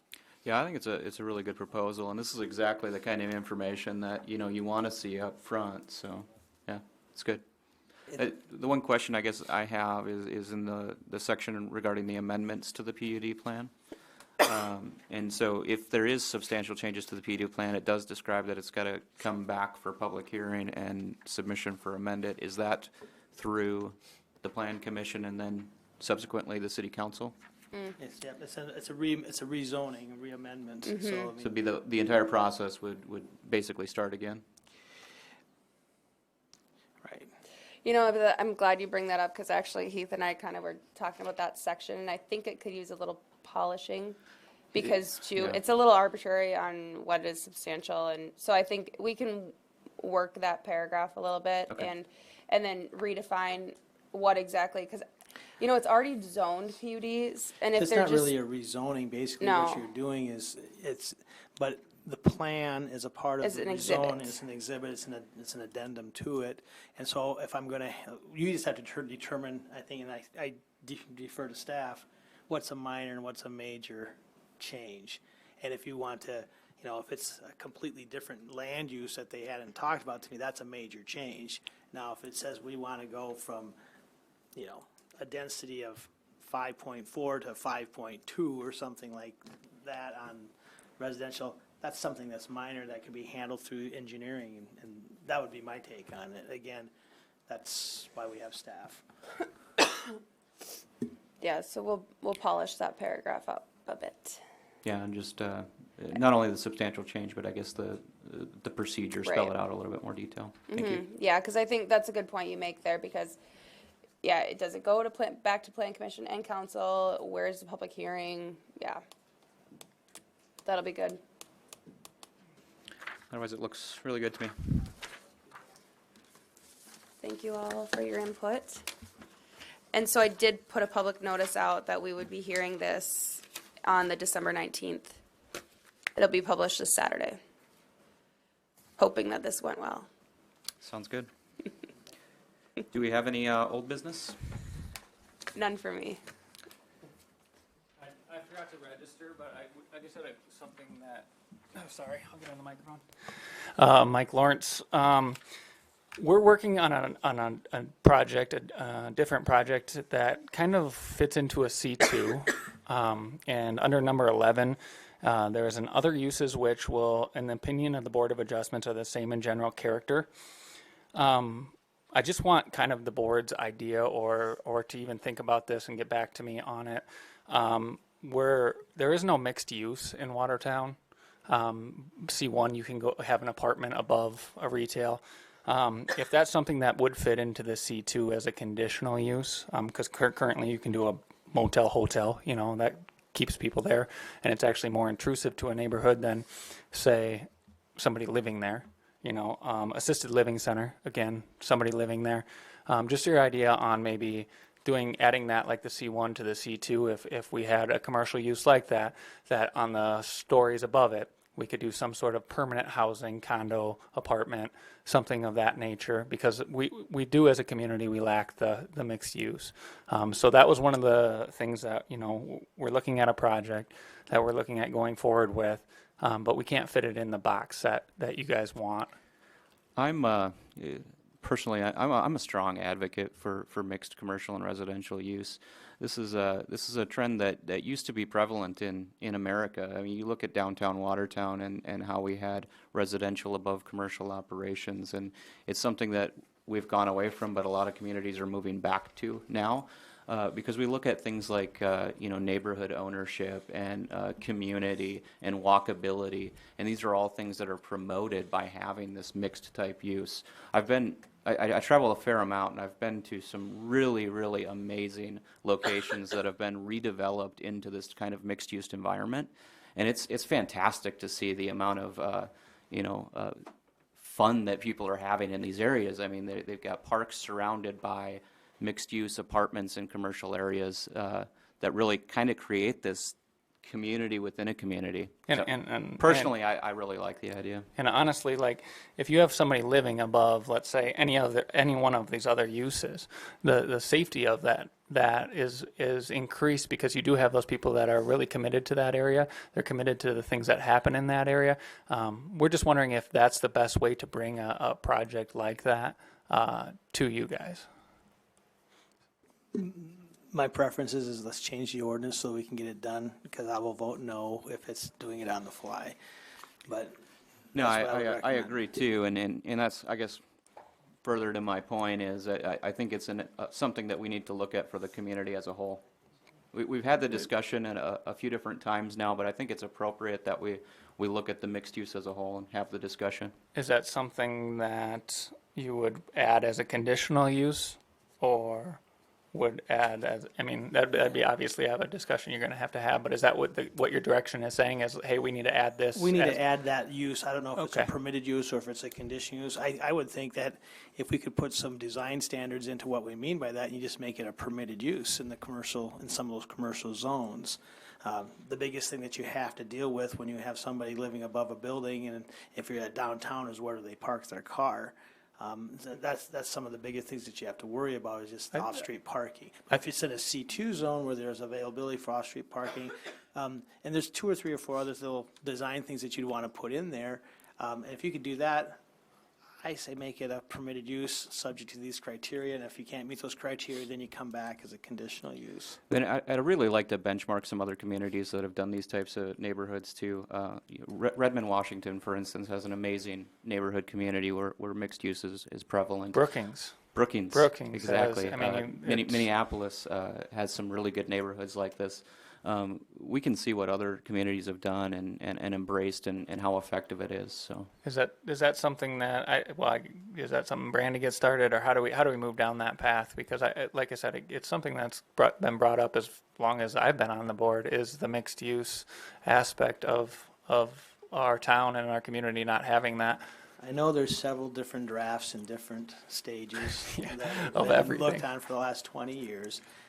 It wouldn't be a heavy lift. Again, it's just trying to come up with what it is that we want to develop, what the concept is. I've been looking at the mixed-use districts, and that was something that was prevalent at the beginning of the year, I would say. And then we got on all these other rabbit trails. But I think what, with Mike talking about the C2, is if we want to encourage mixed use, that we would allow, like, to say, just even to put it as conditional use, to say apartments above commercial buildings. We can start with that. I would like to get to the point where we're not having to conditional use and have meetings upon meetings upon meetings, if we can determine. no, but that- I guess the point, as far as priorities go, though, if we could start with something that's conditional, that would require some board approval, so we've got some skin in the game and we can Right. take a look at them. And then if we can look at it more holistically as we finish up some of these other projects that we've got in the hopper and look at the full community and all the districts. Yeah. Yeah, I mean, I think it fits in nicely with this. I think a lot of these conditional uses are, I mean, the difference between an assisted living and a condo, or a hotel motel and a condo, they're both people staying and living in and I'd say a condo or an apartment is less intrusive than a hotel motel, because people do have skin in the games, and they're looking out for the area a lot more than somebody who's going to be there for a night. So, yeah, I would, if we can get started or moving on that where you guys feel comfortable, that would be something that, would help us move along, and it fits in a box that we don't currently have. Thank you. Thank you. I mean, is it something where we just directed Brandy Yeah. to tease out the language and then notice it and we'll have a hearing? If it's something as simple as adding that specific use to the C2 zone that you have in the other commercial, the C1 zone, go for that and we'll react to it. Okay. I mean, that's a starting point. Yep. So, and then too, like, we'll build off that and try to get an actual mixed use. But I think having that as a conditional use, you can still look at it, but just getting that in there, I think, is appropriate.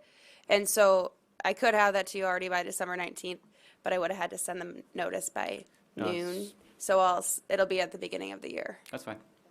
Yep. Thank you. Any need for executive session? No. Take a motion to adjourn. Motion by Stein, second by Colhane. All in favor? Anybody opposed? We're adjourned.